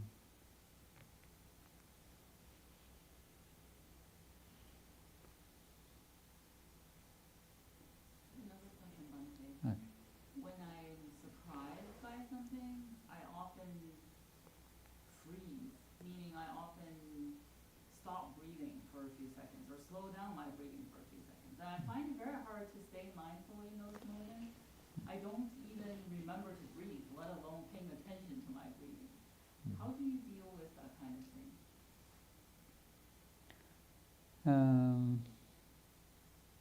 If you notice that, that means you are mindful with that. But it's Yeah. after the fact. It's like after an hour. Yeah. Okay. then try to be mindful at the moment it's taking place. Oh, now my breath stopped. When you are thinking on focusing very deep, naturally your breathing would slows down. That happens, that's natural. Just watch it, that's all. Suppose like if you are putting a thread into a needle, you would hold your breath. It's not only not to, move your fingers, but also your mind also has to be concentrated. For that purpose, unconsciously, you stop breathing. So focus that. Be mindful on it. Be mindful on what's going on as a result of that emotion, how you feel that emotion. Then those would be reduced. That's part of Chittanupassana, mindfulness on one's own emotions, thoughts. No matter if it's a good thought or bad thought, when it's watched, that means you are with mindfulness. Mindfulness is one of the greatest wholesome thoughts. So, depending upon something unwholesome, now you are generating wholesome thought. So, when that wholesome thought is generated, from that onwards, it's very easy to keep on wholesome thoughts to be generated as series. So, with even unwholesome thoughts, being mindful and watch them is also very important. Yeah. So, when you train really yourself, nothing in this world would disturb your practice but helpful.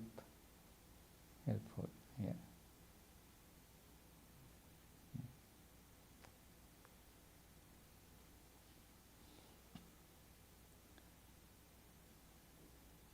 Yes.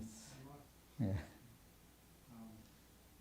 So practicing sila has become important for me over the past few months. So I say the 5 recollections first thing in the morning, which is helpful. I'm wondering if there are other things you can recommend to keep ethical speech and ethical actions in mind throughout the day. Yeah. One can start with 5 precepts. Yes, in society, some may be not able to do all the 5 precepts too. So, whatever precept amount that you can practice with, you can start with that. If you want to go even more with, even on this book you can find lifetime 8 precepts. The extra 3 is about the speech. Those are now in the 5 precepts. You take the precept not to lie.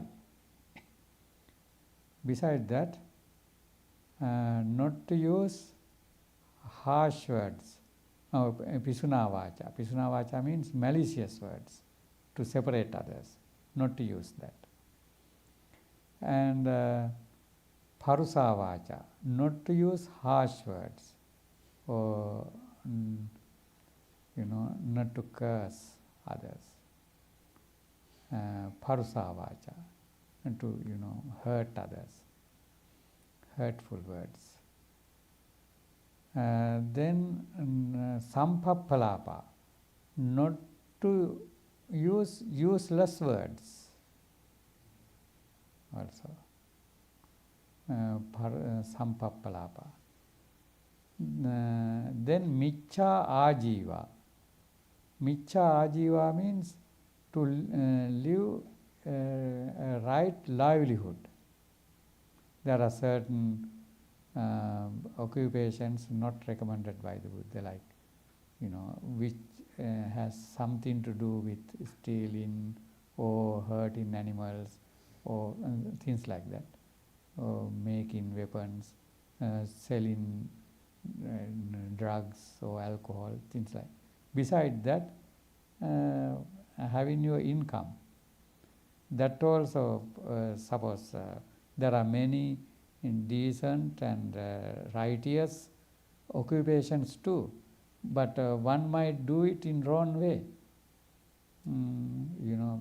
And getting the salary or the profit without giving the complete service, help for the other side, then that's wrong way of livelihood. So living in conducting a right livelihood, also one of the precepts. So you can add them to morally develop yourself. And say those just every day. Every day, yeah. Yeah? Yeah. And traditionally, full moon days, people observe, just like you did today, 8 precepts. And some in Sri Lanka some time ago, people, and now also very rarely, people would practice new moon days too, and in between half moon days, 8 precepts. You can practice it even by yourself, even during the night time, all that day. Yeah, gradually, you can start at least with full moon days also if you want. Yeah, actually 4 times a month, if you could practice, abstaining from your dinner and so forth, even physically that's very good. Good physical health also. Now I have read somewhere, and the doctors, they say once a week to avoid big meals after the lunch, and avoid eating anything 18 hours time would digest even the cancer cells, and you would be safe with that too. Those are the little things that people discover recently, but there may be many more things directly helpful for your spirituality too. And so practice it in that way.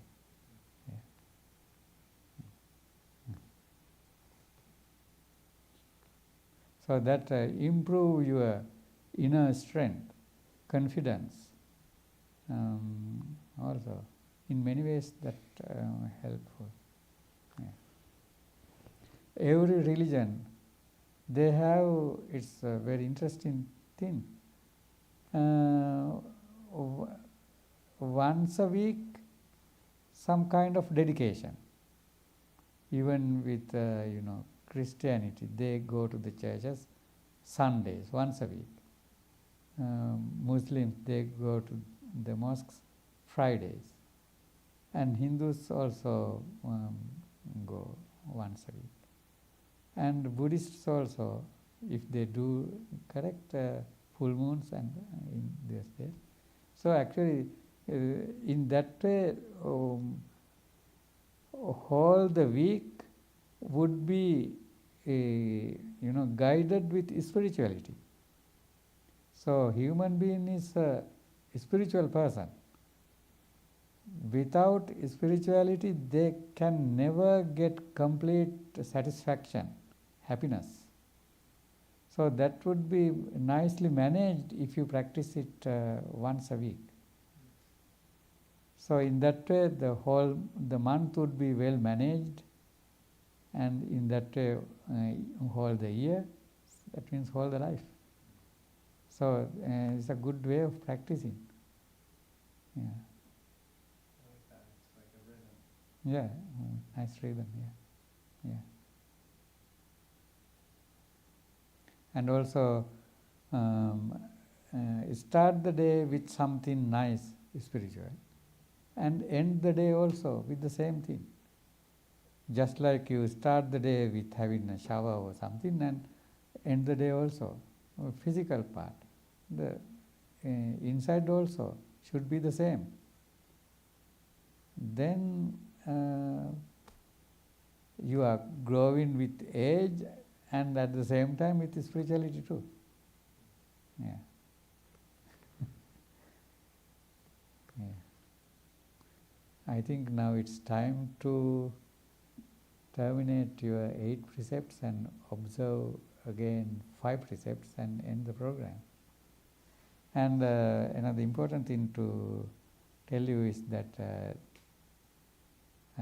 July full moon day is the full moon day that the Buddha delivered the first Dhamma discourse, Dhammacakkappavattana Sutta.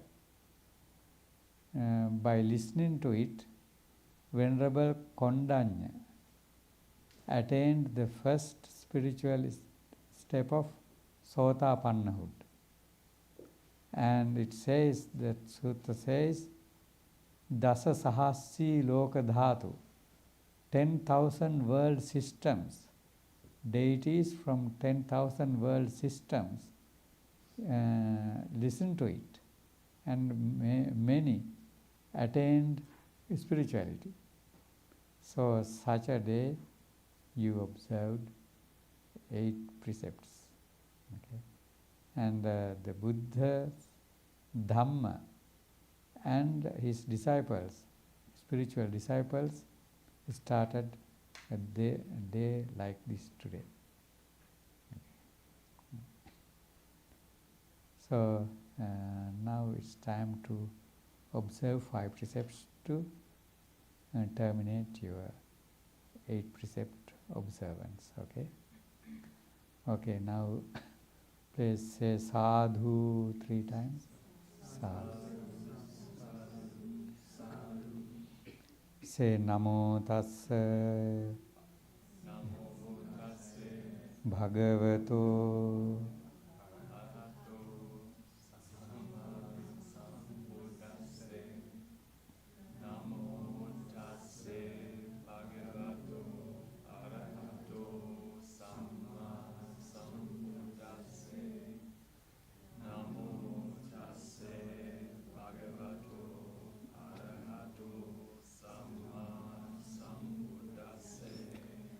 Repeat after me. Buddhaṃ saraṇaṃ gacchāmi.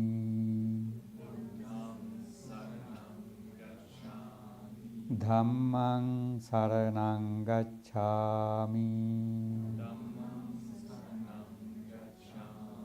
Saṅghaṃ saraṇaṃ gacchāmi.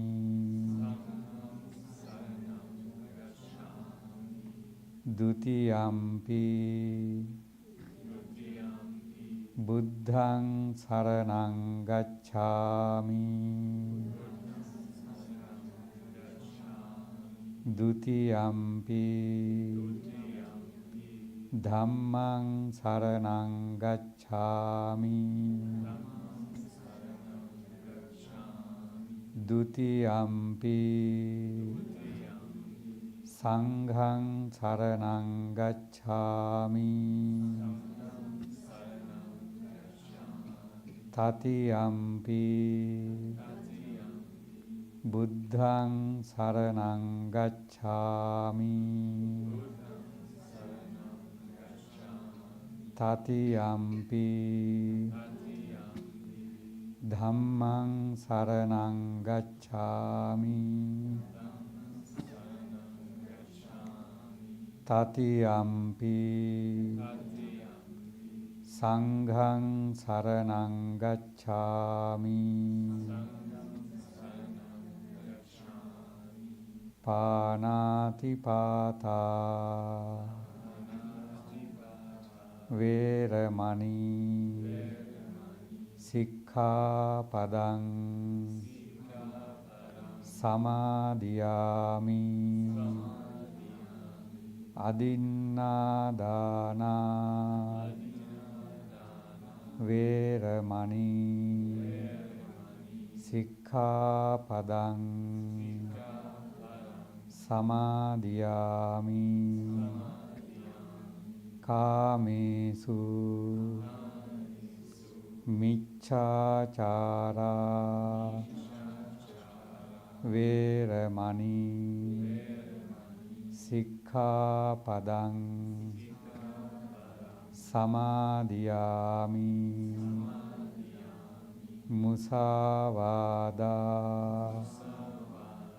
Veramani. Sikkhapadang. Samadhiyami. Surameraya.